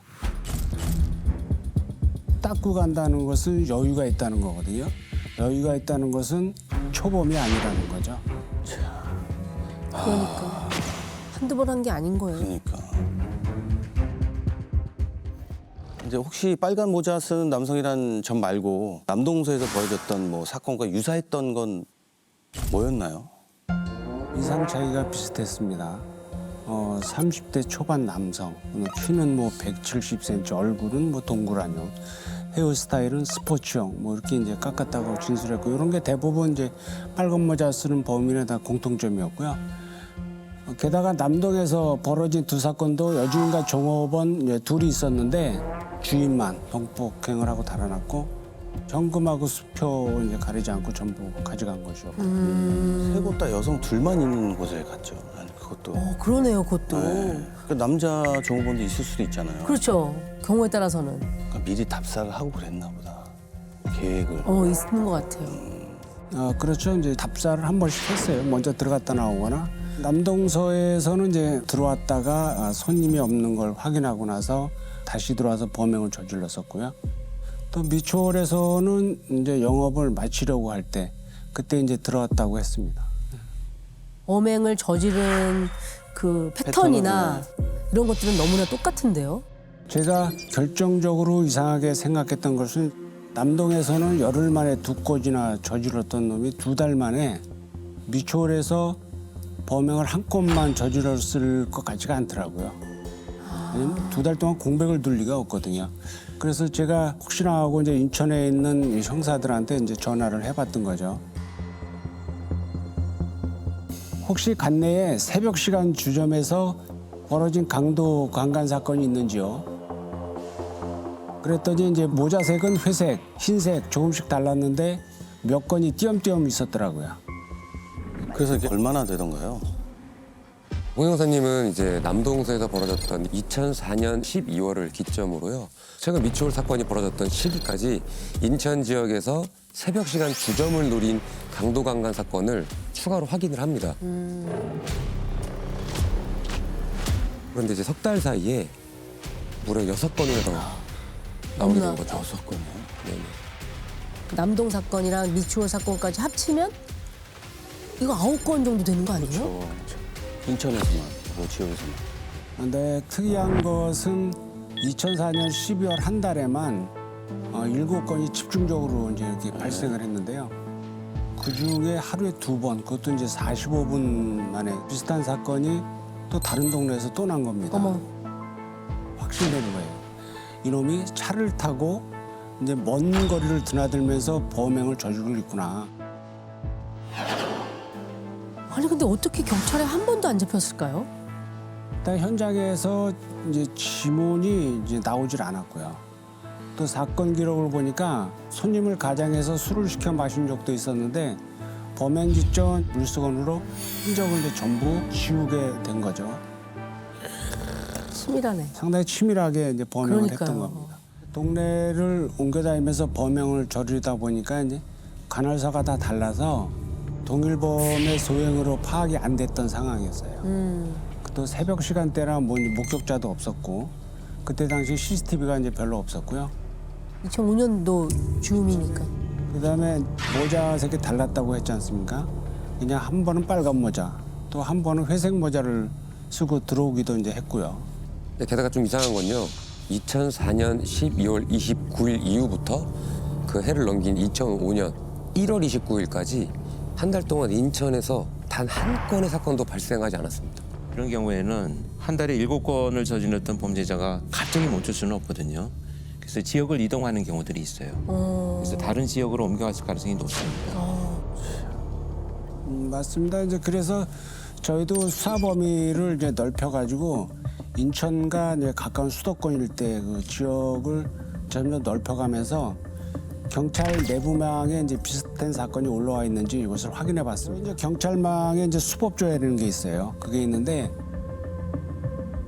이제 새벽 시간, 그다음에 강도, 강간, 주점 이렇게 이제 키워드를 먼저 모으다 보니까 범인이 이제 식칼이랑 과도 두 가지를 번갈아 가면서 쓴 것이 확인이 됐고요. 그 중에 남동이랑 미추홀에서 피해자들이 목격했던 범인이 170cm 키에 그다음에 30대 초반이라고 진술했던 걸 인상 차이가 이제 나와 있는 사건들을 모아봤어요. 2003년 4월부터 2005년 3월 초까지 유사 사건으로 추정된 게 이제 무려 39건. 39건이나 나왔어요. 근데 이게 동일범이라고 취합이 안 됐던 이유가 너무 지역이 넓어서였을까요? 사건을 종합해 보니 공범이 있더라고요. 둘이서 저질러 온 걸로 이제 추정됐고요. 한 현장에 2명의 DNA가 같이 나오게 돼서 급히 국가세 확인을 요청해 봤더니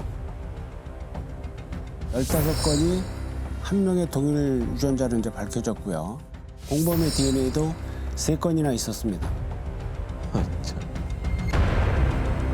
2003년 7월을 기점으로 해서 혼자서 단독 범행을 쭉 이제 저질러 온 걸로 추정됐고요.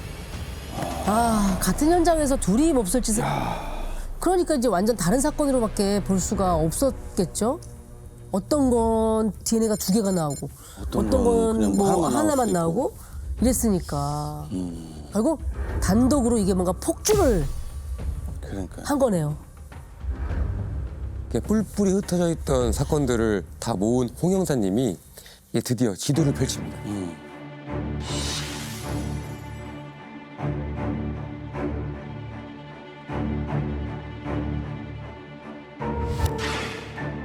저는 경기도 일대 지도 아닙니까? 고양시, 수원, 구리, 이제 뭐 부천, 인천, 김포까지. 저희가 이제 파악한 사건들 중에 2003년도 4월 경기도 고양 사건이 이제 그 시적이었고요. 수원 남부, 인천, 부천 등을 옮겨 다녔지만 지역을 옮기던 그 사이사이에서도 이제 고양에서 꾸준히 이제 범행을 저질렀더라고요. 고향에서만 14건이네. 14건이요? 그게 맞습니다. 이게 고향에 있는 데서 상당히 많이 발생됐고 인천에서도 많이 발생되고 그랬죠. 뭔가 이 고향에서 뭐 수상한 냄새가 나죠. 네. 그래서 홍 형사님은 고양시 지도만 펼쳐놓고 이 지역에서 발생한 사건들을 하나하나 다시 점찍기 시작합니다.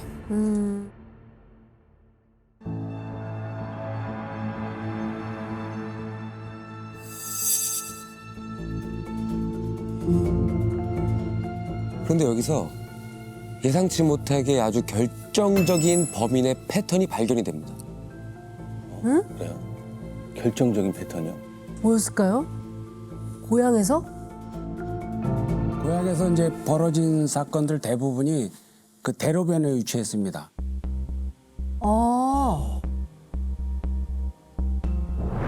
근데 왜 하필 대로변일까? 어떻게 바로 출동했을 경찰을 그렇게 빨리 따돌릴 수 있었을까? 이렇게 생각을 해봤어요. 네. 고향의 지도를 보고 있는데 딱 이게 보이는 겁니다. 고양 IC? 저거는 순환고속도로의 그 인터체인지거든요. 그렇죠. 나들목? 근데 저게 무슨 상관이 있다는 거예요? 고향에서 발생한 사건들 현장이 고양 IC에서 10분 내의 거리였습니다.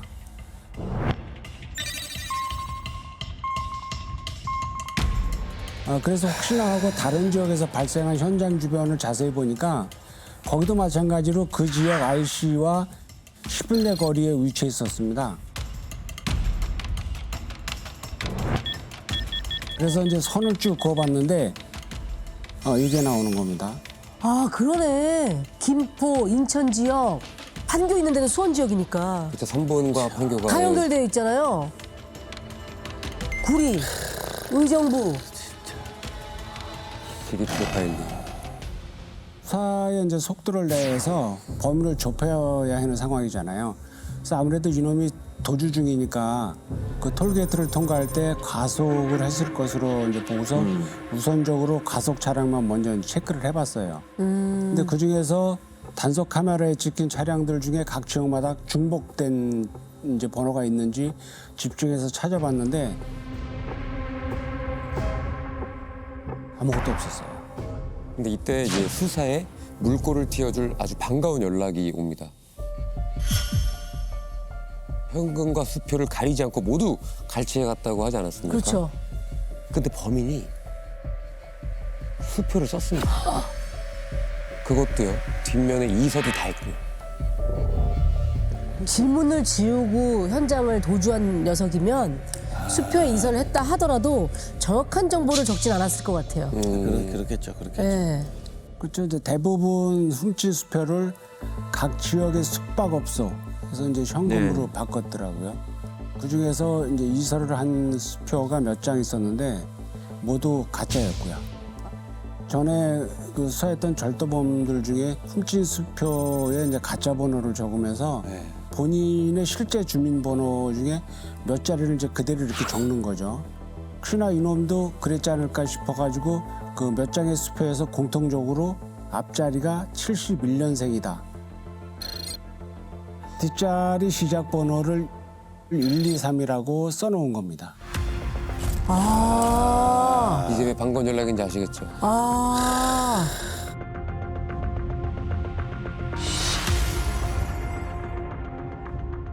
그 공통점을 찾아내신 거네요. 추려냈고. 그것도. 주민번호 뒷자리면 출생 지역 같은 거 나오잖아요. 그렇죠. 다들 알다시피 이제 뒷자리 첫 번째 숫자는 이제 성별로 구분을 하는 거고요. 네. 이어지는 네 자리 중에 두 번째와 세 번째 자리가 출생 신고를 한 시도별 지역 번호고요. 네 번째와 다섯 번째 번호가 주민센터 고유 번호거든요. 2, 3이면 범인은 경기도에서 출생 신고가 됐다는 건데 지금 네 번째까지만 특정된 걸 보면 여러 지역에 나왔을 걸로 보입니다. 근데 주민번호로 정말 생각하지 못했던 디테일한 걸 알 수가 있는 거네요. 네. 이제 경기도 어디까지로 좁혀졌나요? 경기도 파주, 문산, 신흥 지역에서 나올 수 있는 번호로 확인이 됐어요. 하지만 우리 홍 형사님은 펼쳤던 지도에서 다시 한번 확신을 아예 가져버립니다. 확신을요? 파주, 문산, 시흥 그 가운데 정말 범인이 있다고요? 지도 보면 이제 범행이 발생했던 지역에서 파주, 문산, 시흥을 봤더니 시흥에서 범행이 한 건 저질렀어요.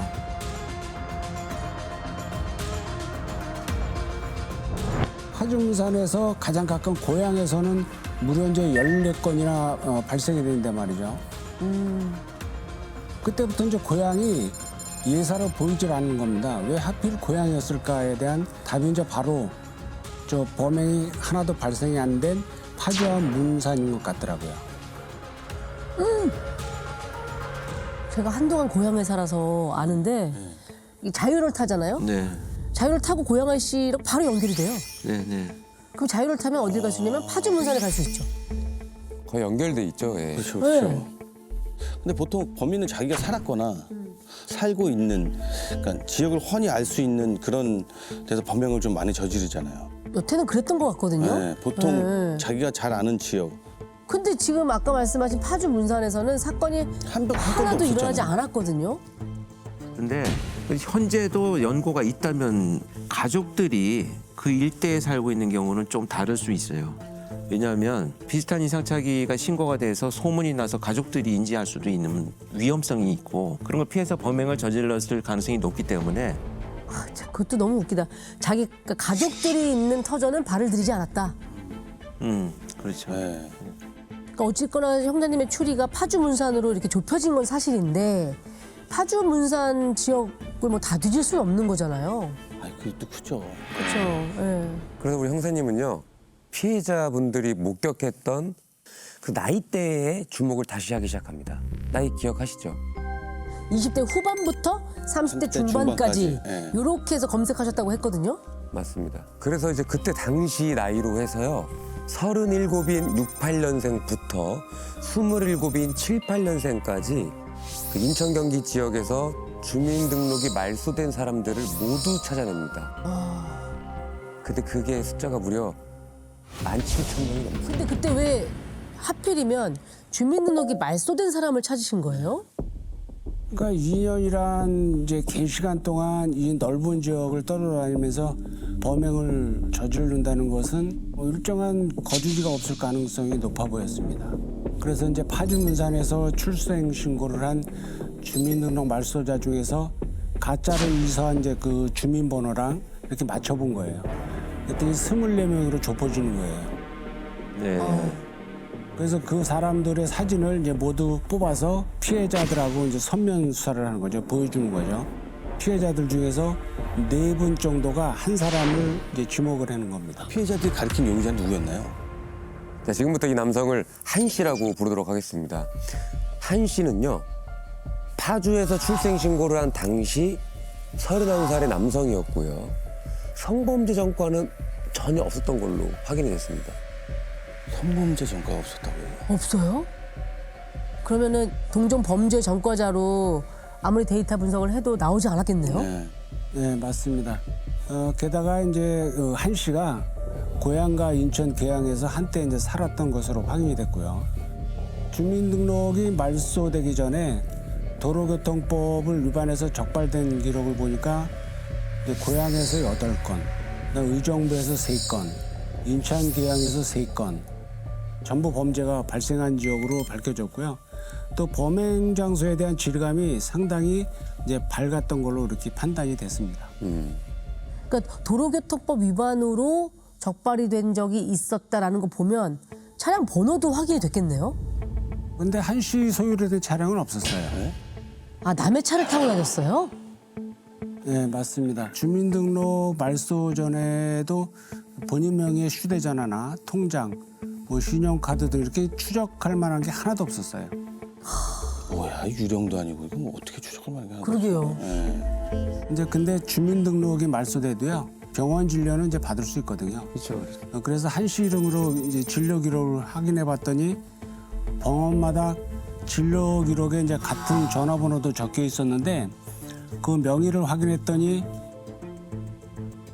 동갑내기 파주 출신의 그 남성이었고요. 근데 한 씨 주변 인물들을 대상으로 이제 탐문을 했다가는 이제 수사가 노출되잖아요. 그렇게 되면 이제 잠적할 가능성이 높아요.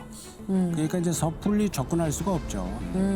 그래서 이제 만약 한 씨가 이 번호를 이제 계속해서 쓰고 있다면 자주 통화한 사람과 긴밀한 관계가 이제 될 수도 있겠다는 생각이 들어서 이제 통신 기록을 쫙 뽑아봤는데요.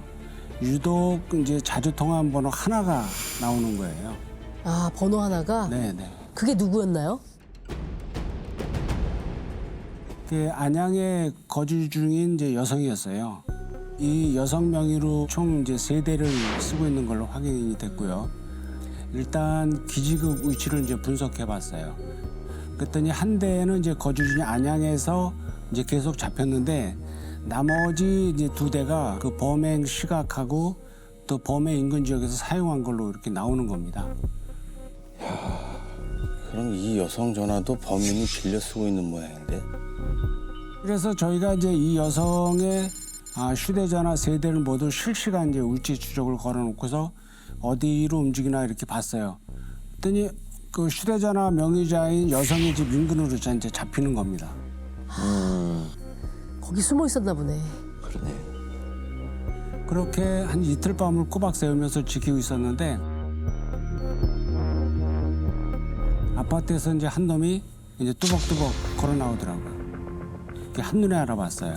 한 씨라는 걸요.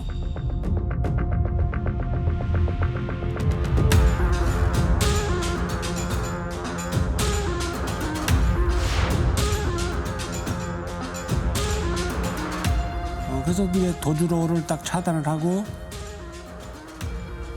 한 씨 이름을 불렀더니 싹 이렇게 쳐다보더라고요. 아, 드디어 잡았네요. 네.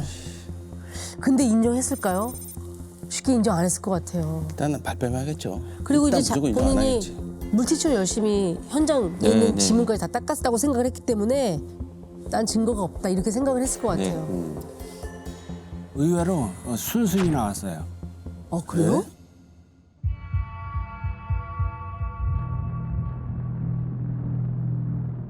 잡으러 올 줄 알았다고 이제 하면서 잡히니까 속이 후련하다고. 아니 뭐가 후련해? 어떻게 후련하다는 표현을 쓰냐. 범행 도구도 이제 어딨냐고 하니까 차에 있다고 해가지고 그때 현장에 바로 가서 다 확보할 수 있었고요. 어머. 빨간 모자 보이시죠? 빨간 모자에 빨간 티셔츠. 예. 아니 이거를 차에 갖고 다녔다는 거예요? 예. 항상? 범행을 저지를 때 항상 저 옷을 입었다는 거야? 그러니까 자기가 언제든 범행을 할 생각이었다는 거 아니에요. 검거 당시에 저 빨간 모자도 쓰고 있었나요?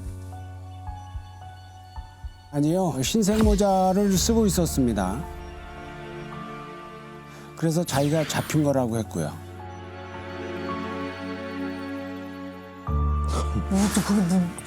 그게 뭔 말이야? 범행을 시작한 이유가 바로 이제 도박 때문이라고 했거든요. 도박 자금을 마련할 목적으로 술집을 습격하기 시작했던 건데요. 이제 도박장에 갈 때 화투패랑 똑같은 빨간색, 화투패가 좀 빨갛잖아요. 네. 그 빨간색을 입거나 그것을 이제 쓰면은 돈을 땄다고 해요. 그래서 이제 행운의 상징이라고 생각하고 범행할 때 주로 빨간색 모자를 썼다고 했습니다.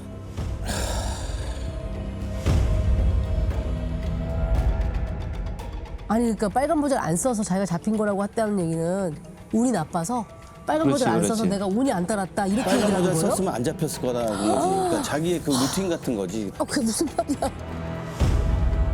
야, 집에 있는 빨간 모자는 못 쓰겠다 이제. 뭐 돈이 필요했다. 우리가 지금 양보하고 양보해서 정말 10분 이해한다고 쳐도 성범죄는 왜 저지르는 거래요? 아이, 그러니까. 돈만 가져가면 되잖아. 피해자들이 이제 수치심에 이제 신고를 못할 것 같아서 이제 그랬다 그러더라고요. 저희가 진술을 받은 것만도 한 136건이었었거든요. 네? 136건이요? 네. 99년부터 7년간 이제 범행을 저질렀다고 했습니다. 그 처음엔 신고 지원 목적으로 이제 옷을 벗게 했다가 호기심에 겁탈을 했는데 점점 더 가감해지면서 변태적 행위로 점점 흉악해진 거였죠. 이거 무슨 말도 안 되는 호기심이라는 단어를 여기다 갖다 써요. 남의 인생을 짓밟아 놓고.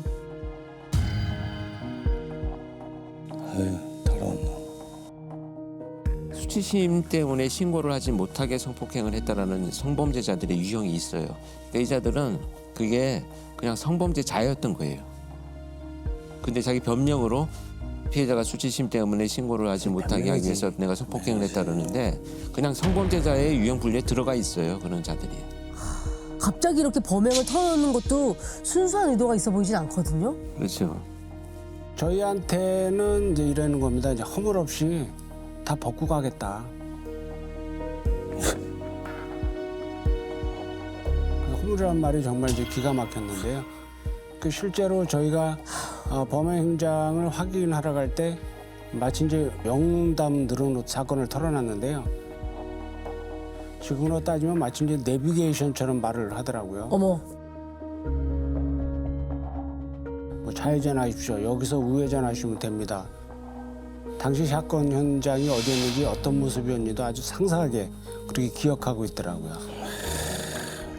아 진짜 전형적인 성범죄자예요.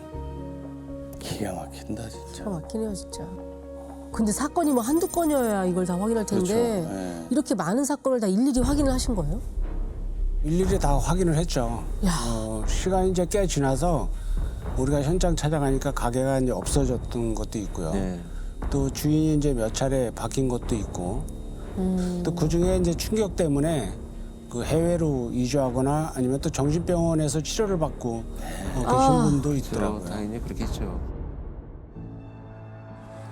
신고도 못하고. 그러니까 봐라. 네가 호기심이라고 얘기한 그게 어떤 결과를 갖고 왔는지 보란 말이야. 다 지금 정상적으로 생각을 못 하시는데. 근데 그거에 대한 트라우마가 되게. 야, 그런 일을 겪고 어떻게. 그 모두가 그 트라우마에 시달려야 되는 거거든요. 사회 구성원 전체가 다 피해자예요. 맞아요. 저희가 처음에는 이제 136건을 이렇게 이제 불었다고 얘기를 했잖아요. 네. 근데 결국 재판 과정에서는 증거가 확실하거나 또 피해자가 처벌 의사를 밝힌 것 그것만 인정이 돼서 총 59건 그 피해자 80명에 대해서만 처벌이 됐습니다. 그래서 재판 결과는 어떻게 됐나요?